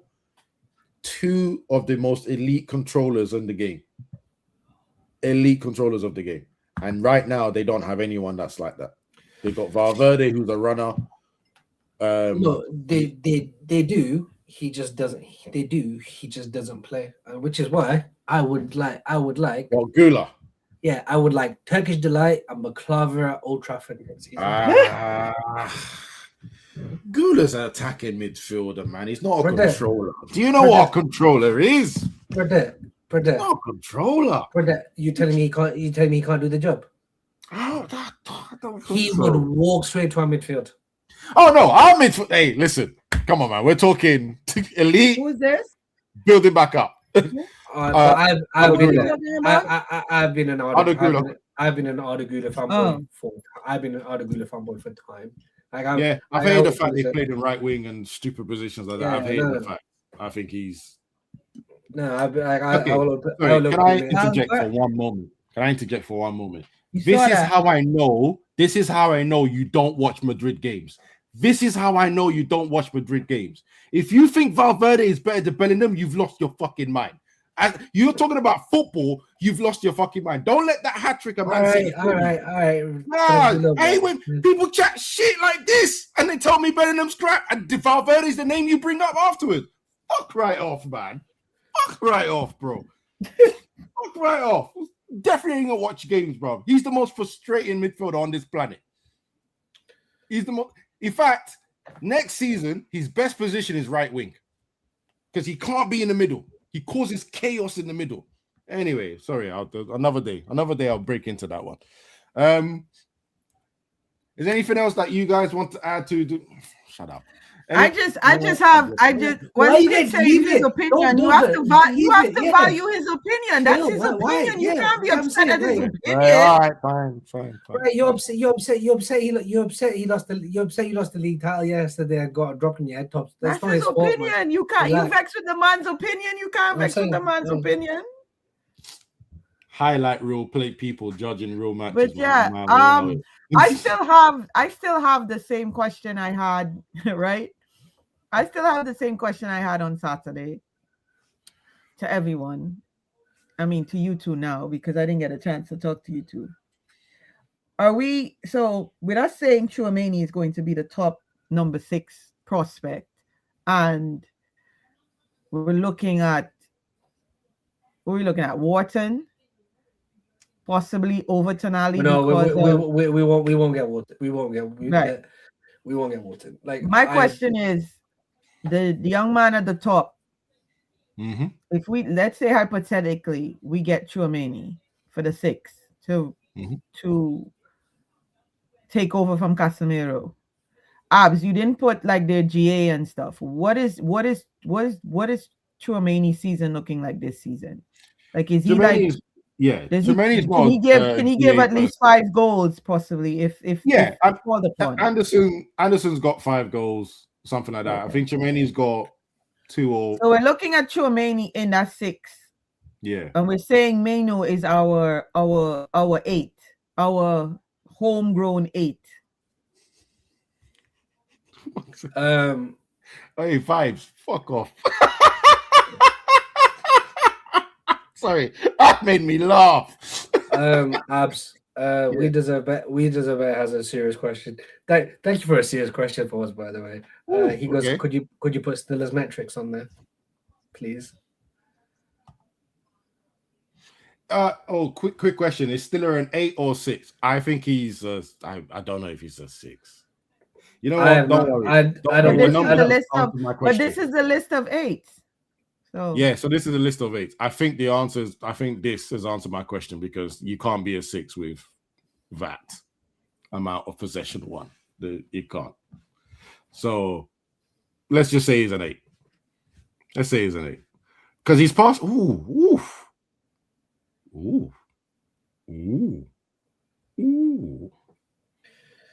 Damn.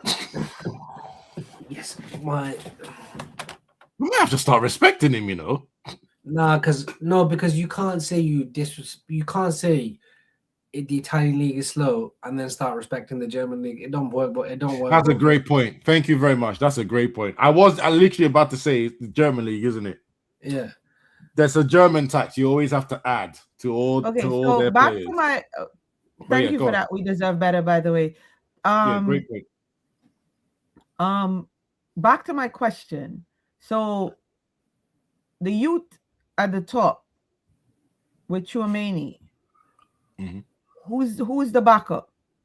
Are we getting a backup, or is he the backup, or are we getting the backup to him? You'd have to buy a backup.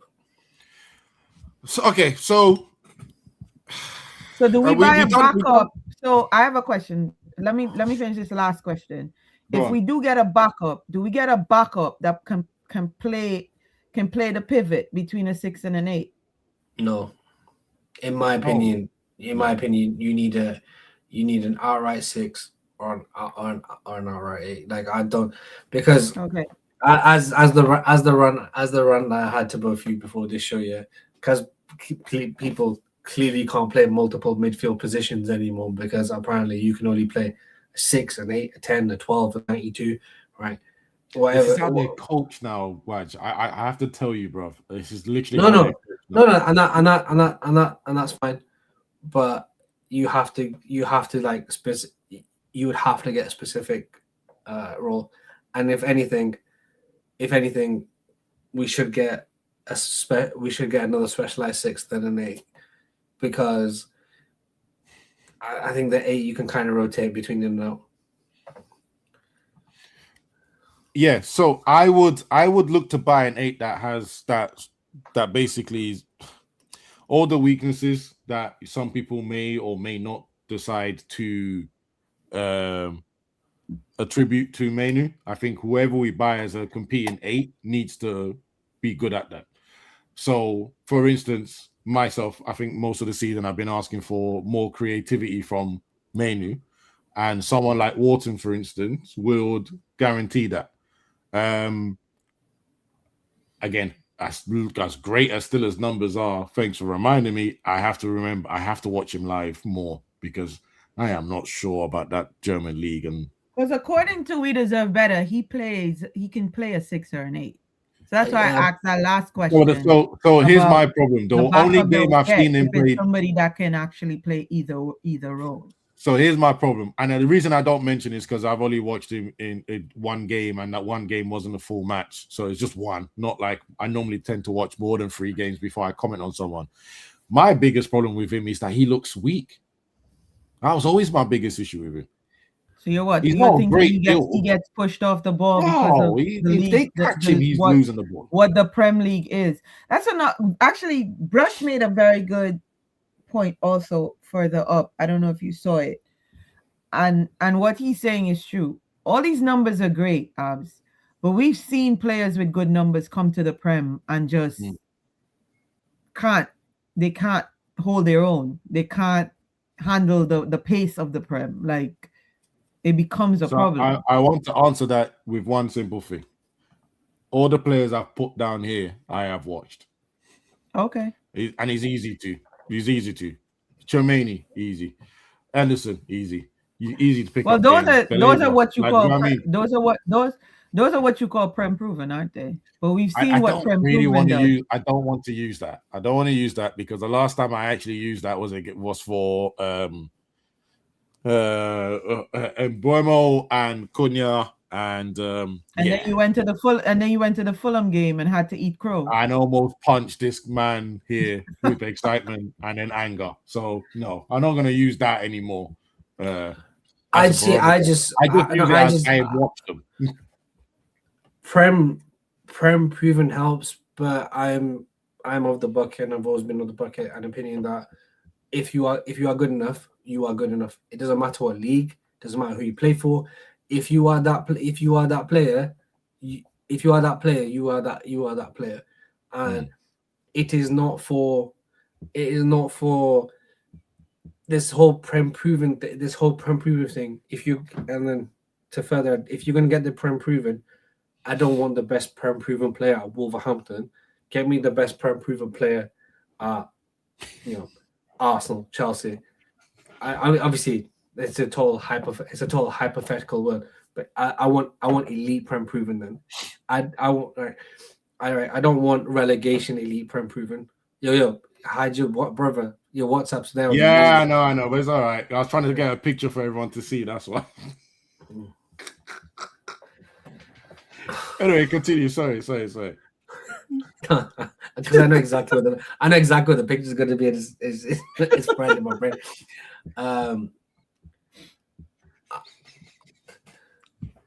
Cunha with Wadji, yeah, I know.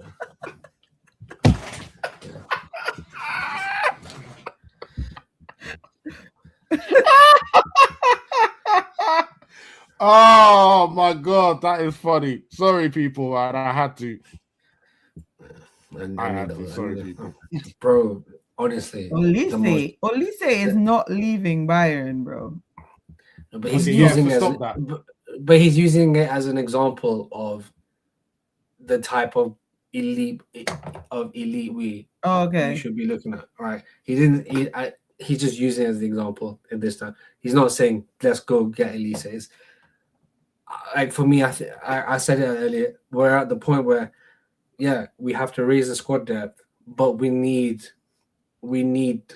those 2 or 3 elite world class players that are going to send us over the edge, like games against your Sunderlands, your Brightons, your Brentfords, where they're in a lower block. We have possession, and it's going to take a superstar goal. It's going to take a superstar moment. It's going to take, that's why you spend the money, because we're comfortable at we're at the point where we can do it against like Arsenal, City, and all that, because we've got that style where we're so quick when we attack. They're always going to attack us. It's the games we've drawn this season that have cost us league position. Yeah. So I know this is going to be.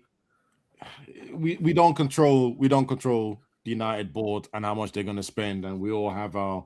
I think everyone on this panel actually is a question mark on Ineos generally as an entity, let alone. I really think, though, at the end of the day, though, Abs, I really think, and I think I said this on Saturday, we've been talking about this midfield for time, and we've been talking about this midfield going on, I want to say, about 4 managers in, and I think at this point, at this juncture, it needs to be the main focus of some one of these windows where we actually create the midfield that we've been asking for as a fan base, and also that the team has needed by what we've seen over the last couple of years. You know what I mean? So if we spend most of the money this summer on the midfield and barely touch the back line or the left or the wing or the left wing, even though I think we have a new winger in the Brazilian that's going to be on our team, I would be happy, to be fair. So for me, and we're getting close to the end of the show anyway. So for me, actually, first, let me ask this question to both of you. Right? I know what you're saying about getting elite players, which is cool on that. But based on what you perceive of Ineos as a club and how much money they're going to put in, I know we're not going to. Okay, because I was going to say, would you prefer them getting 2 elite midfielders, so 1-6, 1-8, which means most likely Manu might be put on the bench, or they'll be rotated anyway because there's going to be a lot of games, or would you prefer them to maybe get 1 elite person and then 2 decent midfielders? Get me the 2 elite. I want game changes. I don't want to be right to sort of use Arsenal as an example yesterday. Arsenal, right? They were struggling, and yes, the goal was lucky. But Arsenal now at the point where they can go to their bench, and I'm not even saying they're elite, but they can go. They brought on Madwigs. They brought on Ødegaard. Ødegaard made the change and stuff like that. They have probably the best centre back pairing in the Premier League. We need game changes. It's not about like I get it, raising the squad. I want Manda when the chips are down, like, yo, he's gonna bang me a goal. Yo, he's gonna get me a goal. Yo, he will create something, and that's where I'm at. But then again, I've always been a Galactico. I've always been a Galactico fan of just go get me the baddest player. Yeah, so I would love to think like that, but I think as I said last season when we were doing the thing, Why did they concentrate all on the front line, for instance? Okay, so he's a ball-winning player. Cool. What I'm gonna do, guys, not that I do this very often, but JJ, what say you? I know you had to go, you know. No, I mean, I was actually going to ask Waj, because I get his point. So, realistically, based on the list that we have right now, who do you think are the game changers? Are there even any game changers on this list? Those aren't game changers. Those are flow raisers. Yeah, I'll be honest, JJ, because why I like Waj's idea, and let me get this straight. When I play on either Football Manager or FIFA, I go with that. I need a game changer, and I go buy the best. The only person here, the only elite person here, well, elite is a strong word. No, actually, no. He is elite, right? The only elite player on this list in particular, right now, is Chomeni, but he's not a game changer. He's not a game changer the way we like game changers in terms of he's going to make that key pass or he's going to score that goal. He can score goals from outside the box, but it's not going to be his game. Because for him to be a game changer, you have to be up front, right? Is it that you're a winger? No. Because which is what I was going to add now. He might sorry, us not concede about 10 extra goals a season. Sorry, and also, people might over it under it. People like Scholes, Xavi, Iniesta, those are game changers because you know what? Do you know when you need the ball, need control, like find a pass from deep, move the book, like, control the pace. That's a game changer. Modric, that's a game changer. Cruz, that's a game changer. They play deep line, but you knew if you were losing control, you could get the control back, and they would produce something, speed up the play, do something like up the tempo. Like that's a game. You can change the game from anywhere in. Would you say Tonali is a game changer? Tonali, no. Not close. No. Because I agree with him based on this. Can I actually say something here? And I know I'm going back to this main man again, right? This is why I got ticked off when people are trying to call him the brain. Because I'm a football historian. Yeah, I watch a lot of football. I play a lot of football. Do you know what it takes to be the brain? We're talking Modric, Cruz's level. We're talking Scholes. I have a statement to that. I just think they say that just to piss you off, but that's just me. But I don't think based on how they speak about football and how they talk about their knowledge of football, the individual that made that statement, I don't think if he's seriously making that statement with. No, but like other people have called him. Forget just Bia. Other people have called him a controller, which has baffled me to the roof. Not yet. Maybe he can. Not yet at all. Because the intelligence it takes to be able to control the pace of a game not at any time, but most times. It's incredible. The movement needs to be elite. The positioning needs to be elite. The first touch needs to be elite. The pass you make, even if it's a short pass that leads for you getting the pass to go on again, has to be elite. And the range of passing that most of these controllers have is beyond what he has at the moment. But to be fair to this youth, right? And I think we've all agreed that era of football is gone. It's never coming back. We were blessed. I don't think we were blessed. And even if it does, Waj, it's going to be few and far in between. We're not going to get that same crop of players that we were blessed to see play in the late 90s, early 2000s with that quality. Well, I see the reason why I don't believe that, for instance, is because I can watch that PSG team. Yes, fair enough, they go full blazing on the attack. But last season, when they wanted to control games, Benito is doing it. There's still players alive. Pedri, I think, is the one that's trying to do it for Barcelona. I don't think he's that good at it, but that's another conversation, right? But they are still alive.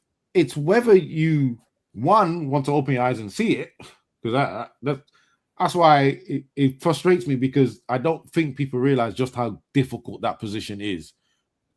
Controlling everything should be going through you.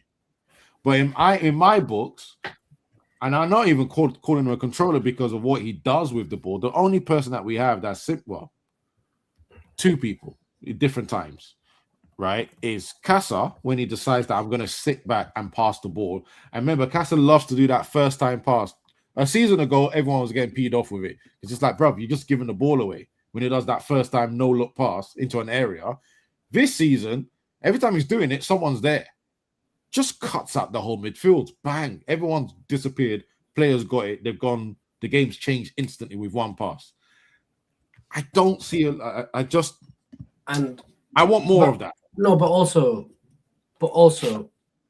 in this country anyway, and it is the negative side, I guess, of Pep and Klopp. Football is so overcoached. Like you overcoach the ability, the natural ability out of players.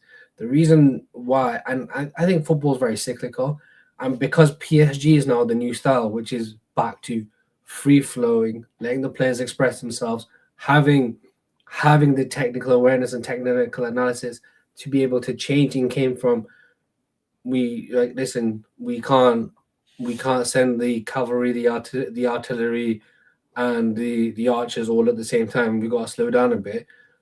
If PSG win the Champions League, then I think people are going to look at Enrique, and we're going to become less overcoached and go back to players expressing themselves. Because I don't think it's a case of the players have got worse. I just think players have been tuned to become robotic, right? Because they're still fun, expressive play. Kvaratskhelia is still fun to watch. Dembele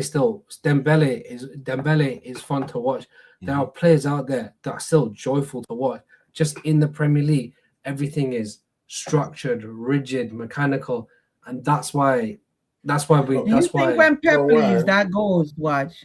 No, I really, what you're talking about. But guess what though? It won't go. It will take time. I think it's almost like the 3-point problem that we had in the NBA, where because the top team did it, then everybody up to their unborn child now it's like a cycle. So maybe Enrique winning back to back, we start another cycle, and then other people have to now start copying him.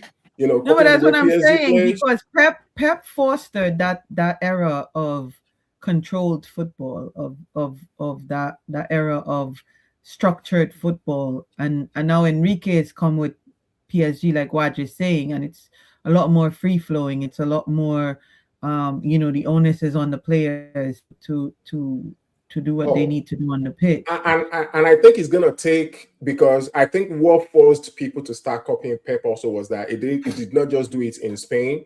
It went to Bundesliga. It did the same thing.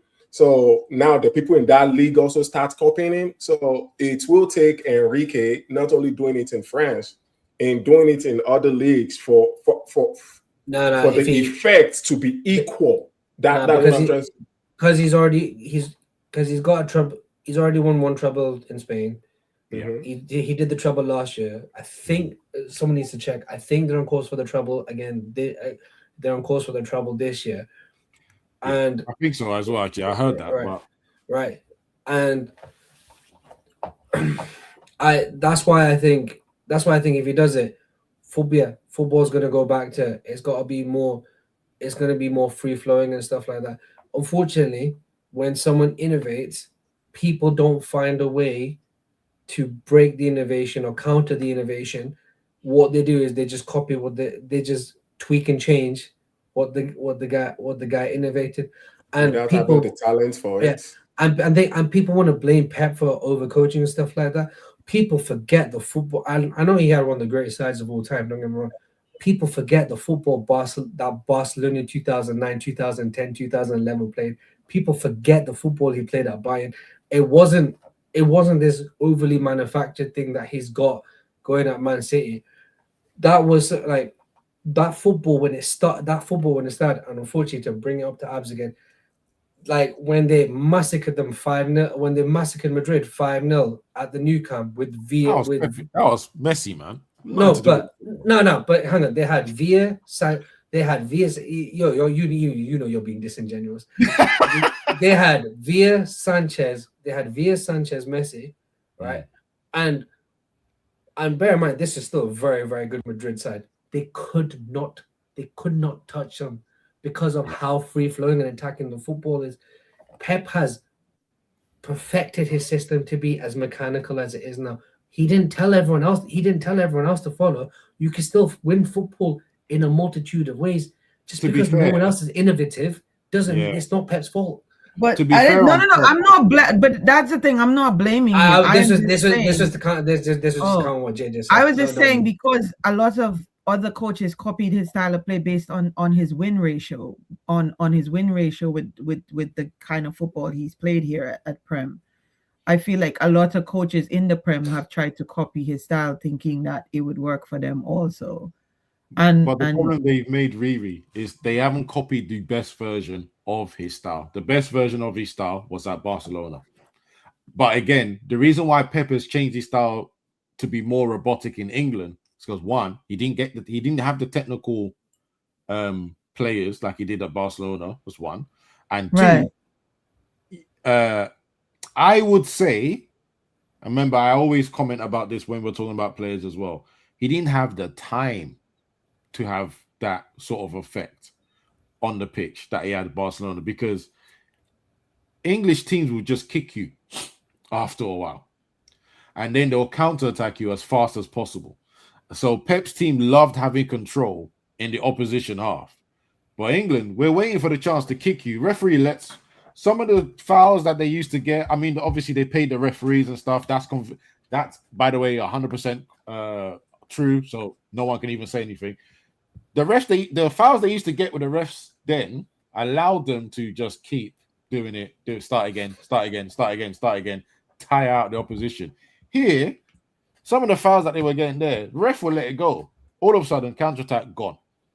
So for Pep to still have some sort of his natural football and adjust it for Premier League pace, he had to change it, and it became so robotic. This man has to stay here. I think Rodri was one of the very few people that he actually let have freedom. You don't have to stay here, but be in this area and you decide how to do things. Silva, one of the players that he gave freedom to. Don't have to be in centre mid. I mean, it's taken him a little bit of time, but he eventually gave freedom to Morris. He's given Turkey. He's given Turkey freedom. This is why people love Turkey. It's why people love Turkey, because Turkey isn't. But then it changed though. That is what. I'm saying Pep himself, because remember that. Did he start like in 2 seasons ago? He started buying direct wingers, going for the likes of Savinio, and so on and so forth. Because remember that his system, because they couldn't find and Sterling. And if you remember, they couldn't find a solution to his system until teams now decided to say, you know what, we're not gonna low block anymore. We're gonna mid block. We won't press you all the way, right? And then that started working a bit. And then he also had to adjust to, okay, let's go to this vertical football, which is where they kind of went to a little bit. And I don't even think that they're doing that. So, I mean, he's innovated. After that, he went back to trying to play inside wingers or inside strikers, because he went back to getting Grealish. He put Bernardo Silva out there on the right to come in. Then he allowed his fullbacks to go. To be fair on this guy, he's changed his style continuously to keep us guessing. Because when he had Sterling and Sane, that was blistering football. And to say that when he was at Barcelona, it wasn't mechanical. I remember, was it this interview by Henry, where he said that every time the ball goes to the left back, he's required to make a run so Iniesta can go into that space on the left. Right, so maybe it wasn't as mechanical as it was, but his idea of controlling. The reason why I didn't call that mechanical is because that's, for me, the idea is for Henry to just make space. But the thing is, Iniesta could have popped up anywhere he wanted to be. Xavi could have popped up anywhere he wanted to be. Busquets could have popped up anywhere. Messi, I don't want to say he copied Rijkaard's thinking, but let's just say they both had the same thought about moving Messi into the middle and then just saying, brother, do what you want. Yeah, But Messi could come all the way down to midfield, pop it a bit, then go back to our front, then go left. Because of Messi, everyone else had to be able to move. yeah, and JJ, You can't do that in and JJ, and like I said, it's unfair to say mechanical. Everyone remembers that 2011 final, yeah, right. That wasn't mechanical. If that was any other team, if that was any other team that played Barcelona, I'd have loved that 90 minutes. But for 90 minutes, yeah, I watched my team get abused for 90 minutes. And brother, he played two different systems in two different finals and blazed us in both. And you know the worst thing is, yeah. Do you know what made 2011 hurt even more? When Rooney scored on the edge of half time, I went, you know what? I remember exactly. I went, Nick 1-1. We're going in at half. We're gonna change it up, and do you know what happened? We got worse. No, we got bullied, man. You know what hurt me about that one as well? Because it was at Wembley Stadium. I think it was. Yeah, it was at Wembley. So me and my brother couldn't get tickets, right? So we went to the Wembley area, found one of the places that playing it, blah blah blah, and we was just there with all the United fans, just going, all right, we might as well just get our drink on at this point because what I had to hear. Well, if Fletcher wasn't wrongly sent off in the semi-final, but what the fuck was Fletcher gonna do? Oh no, that was the first version. And yes, Fletcher would have made a difference, man. Who did we replace Fletcher with? Was it Anderson? We told Anderson to be deeper. The first version. That's when they had Yaya Toure as centre back. I mean, the only one we had a chance was we would have beaten them if we had Fletcher with Park Ji-sung, but apart from the first final, Ji-sung Park should have scored in the opening 10 minutes anyway. But whatever, everyone forgets that. It was. Anyway, right, I'm not even here trying to. My overall point is that because I feel like I'm defending Pep, but people hate Pep, checkbook manager, blah blah. At the end of it, he's one of the greatest managers of all time. He didn't tell Arteta to start playing his terroristic style of football because when you look at company and companies off the same companies come off the same branch of coaching tree, you see what he's done. You see what he tried to do at Burnley. You see what he's done at Bayern. You see what he's done at Bayern. Completely different. Yeah, he didn't tell Arteta to do what he did, and I'm trying to be as given how this team. I'm trying to be as politically correct as possible at this moment in time, right? Because I want the example I want to use. I can't. So, for me, football is there to be innovative. Yeah, probably. Football is there to be innovative. Football is there. Like, there's many different ways to play football. There's many different ways to like coach football. This overcoaching mechanical shit where at the age of 3, they're already using data analytics on a fucking 3-year-old. Bro, just let a 3-year-old have some fun. I ain't gonna lie. I've been in two clubs where we've had to really teach like 14-year-olds about positioning and all the rest of that malarkey, and I'm like, brother, kick the ball, run across the ball. Let's play, man. Let's play football. What is that syndrome when you end up falling in love with your kidnapper? Stockholm. Yeah, that is what Pep did to me. I'm not gonna lie. Because I love Barcelona because of Ronaldinho and stuff like that. So when they moved him on and it's like the Messi show, I was like, oh, I'm not gonna like him. I don't like that. And then they beat us twice and things like that. But after seeing all he's done, even as he's moving out of City, if he say, you know what, let me go to the other side of Manchester. Let me just give them 1 more year. Bro. Yeah, brother, I'm sorry. I've had every excuse to hate Pep. You cannot. That checkbook one, I'm staying on that strong. And the fact that he didn't win Champions League at Bayern, I'm sticking on those two. I'm so glad PSG did what they did to Inter last year, because people just kept on talking about 2011. No one talks about 2011 anymore because of that final. All right, guys. I know we're coming to the end, so we're just gonna skim past this last bit. Game preview: Nottingham Forest believe this is our last home game. Correct. It is It's we're away at Brighton. Casemiro's last game at home. We're away at Brighton. We're away at Brighton to finish the season. Okay. I was gonna start this one. I hope to God. Actually, I don't know if Casa's back or he's playing. I don't know. He will. He will be. He will be. It's the as it says the last home game. Yeah, he better be because I do not want to see that midfield of Mount and thing ever again. And Forrest has been playing relatively well, yeah. Relatively well these last 3 games. I've been checking their like. Well, they're still. I think even the last game was the draw with Newcastle, but even they're still not safe, are they? So they're still. Oh wait, hang on, 36. No, they are. Oh no, today they're safe. No, today they're not safe. They wait. Because Tottenham drew. They drew. 1-1. But Leeds miss so many chances.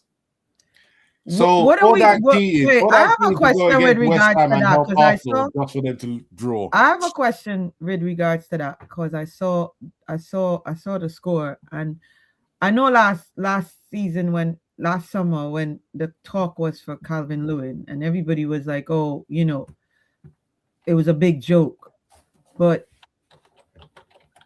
him as a backup striker, nope, for us. Nope. So I'll answer this. Not the same.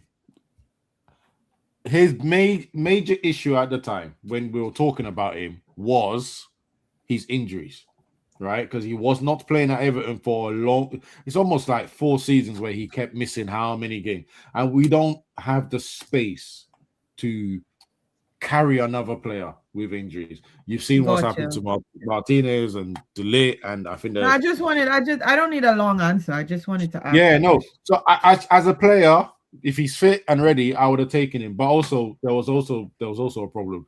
They wanted him as the starting striker, not a bench striker. Bench striker, don't mind, because he could have been the same for me as Danny Welbeck. Don't mind him being a second. But starting, no. And but based on how our team has gone, hypothetically, based on how the team has gone this season, do you think that him and the rotation between him and Sesko would have been a good rotation? No. The only reason I'll say no is because it's not like Sesko is getting except for Bruno. I don't think Sesko is really getting I don't think he's getting the chances he needs. Like the 2 out wingers just. Can you not pick a cross out? And also 6'7" guy, bro. Like, and also Calvert-Lewin's on penalties at Leeds. Right, I think he's a what? I'm sorry, Waj. He's on penalties. He's on penalty duty at Leeds. Oh, he's on penalties. Okay.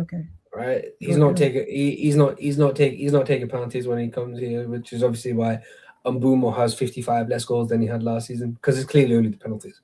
And he's as Ab says, this is the first season he's been fitter than like he's played more than 60% of the games. Yeah, let's be nice. He's the same as Luke Shaw. Right. But also I have the same problem with him as I have with our current front strikers, which is he'll go missing 9 games, he'll score 6 in a row, then he's missing for another 10 games, then he'll go 7 in a row. Cool, he's got 13 goals this season. That's fine. But if you look, he didn't score in the first 5. Scored 1. Didn't score in 6. Then he went on like some crazy run where he scored, where he was like 8 and 7. Then he hasn't scored for 10 games. Then he scored for 2 or 3. Like I want a strike. I want a 1 and 2 striker.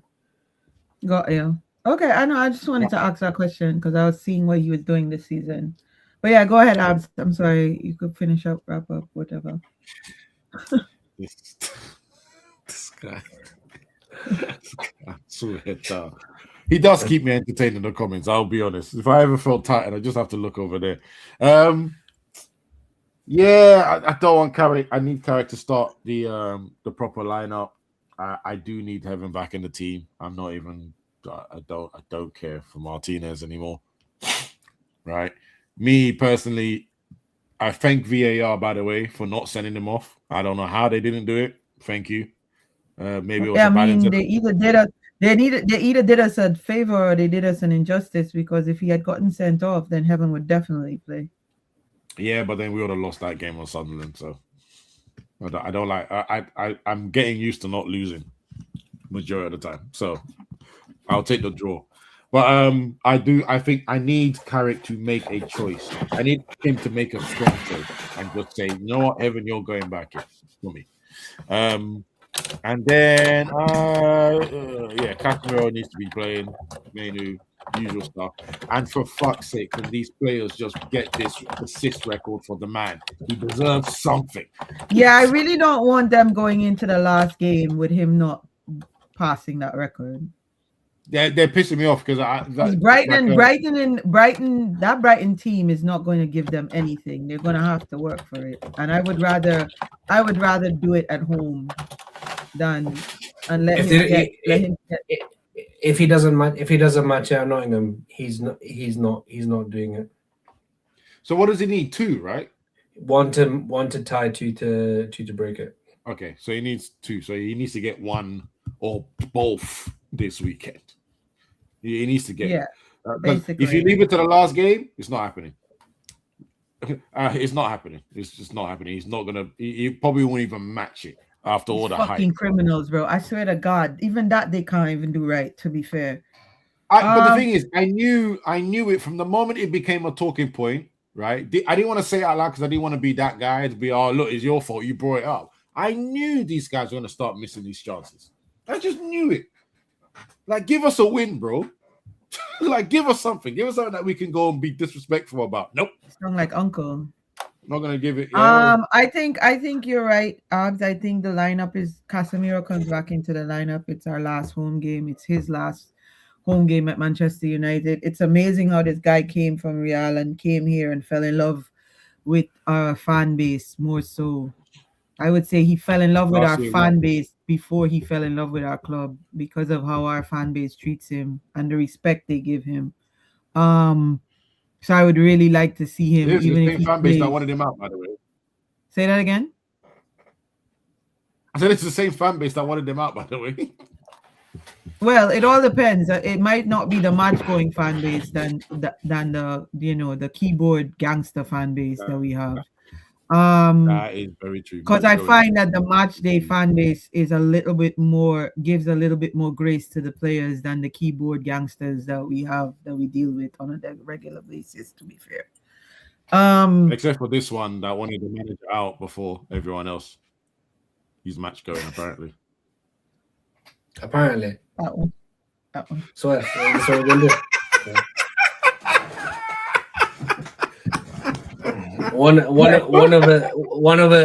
One of us was in Bilbao. Remember that.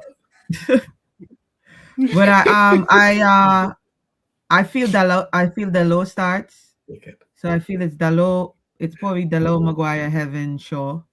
What's the chances of Dalot missing a chance from Bruno? Oh, please, God. Menu, Casemiro, Bruno. What are they saying about Sesko? I don't know. But if he's healthy, I think he starts. And I think Cunha and Mbeumo on the wings. If Sesko is not ready to start, then I think Mbeumo up front, Ahmad and Cunha on the wings. Cool. What? And I think this game is going to be a rough game, so I think it's going to be a draw. That's it. Yeah, so do I. I mean, and I don't think I think Bruno ties the record. I don't think he breaks the record in this game. Even though I hope he breaks it in this game. A draw 1-1. A draw guarantees that place anyway. So yeah, it don't matter. I would say 1-1 is the draw. That combat edge is interesting, by the way, because the way Schweinsteiger talks about United, you just thought he came through the youth academy here. Yeah, he loves us. Yeah, it's mad. And I think we made him play under 23s as well. Yeah, and we treated him really bad. Like trust me. So I respect. I love him for that. But yeah, he's right. The way he talks about Manchester United, the love he has for Manchester United, man, is crazy. Actually, no, White, finish your. No, I'm gonna keep it short and sweet. I don't care who he plays. I don't care what the result is. We could lose 9-7. I don't care. Just give me the assist record. Because I got Champions League. I got everything I want. I don't care. Just give me the assist. Just give me the assist record. It could be like genuinely we could lose 15-3 at this point. I don't care. No, because people will defend it, so it's okay. Because people still defend 7-0. So if we could lose 7-0 to Liverpool, we could lose 15-3 to Nottingham. I don't know who's defending 7-0, bro. But who the hell is defending that? Because I was. Just get me the assist record. I don't care. I don't care. They could line me up on the left wing. They can line Abs up on the right wing. They can put KG. Bro, but that's the thing. If they line you guys up, you guys would get him the record. No. They could put KG as centre back. They could put We Deserve Better at CDM. Vibes and Brush as my 2 starting midfielders. I don't give a shit. Right. Just get me this record. Yeah, fairs. I actually just want to add one more thing. Guys that were doing United DNA and young players, I haven't heard you for a long time. I was just wondering if you guys are all okay. Family's okay. But we've been playing youth play, but we have been playing a United player, aren't we? In menu. You what, mate? Where's the? No, it wasn't Manu. It was the Fletchers. It was the Shane Lacey. Those are the ones that everyone was screaming for. Where are they, bro? They'll probably play they'll probably play this weekend and they'll play against Brighton. I hope they do. I think they'll play against Brighton.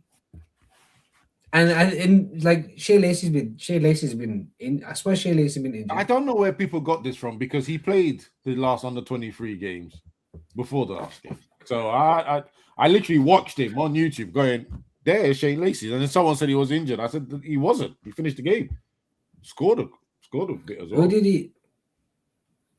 They'll always play. They'll play the last 2 games, and they'll probably go out on loan in the summer. If we lose by a mad score, I'm getting myself sent off. Ain't nobody got time to 5+. I can't see. I'm shameless. If we lose 7-3, but I back 2 score 1, I had a good game. I don't give a shit. I don't give a shit.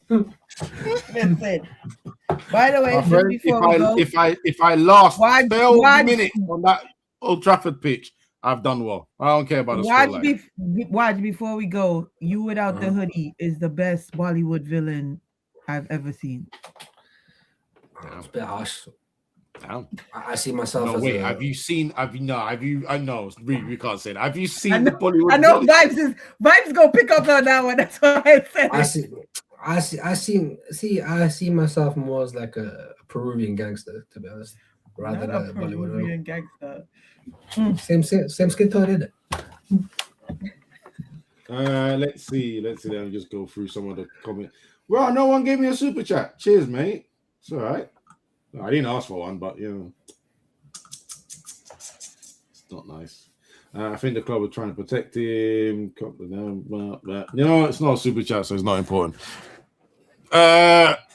Guys, any last comments? We are, if you like that, guys, right? We will do the same thing, but for wingers. They don't want to lie.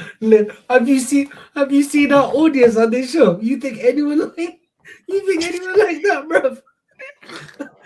Well, this is what this show's about. It's about the real thing. So the real ones in here, if you like that, let me know. I'll do the same thing. Have you seen the comment section of this show? Yeah, but it's influenced by one man, though. One man just decides He ain't interested in stats, and he put all the other foolishness in there to distract us. Yeah, we deserve better, man. Like, do better. Yep. We deserve, that's the exact name, bro. Oh, super chat. You star. I don't even know who you are.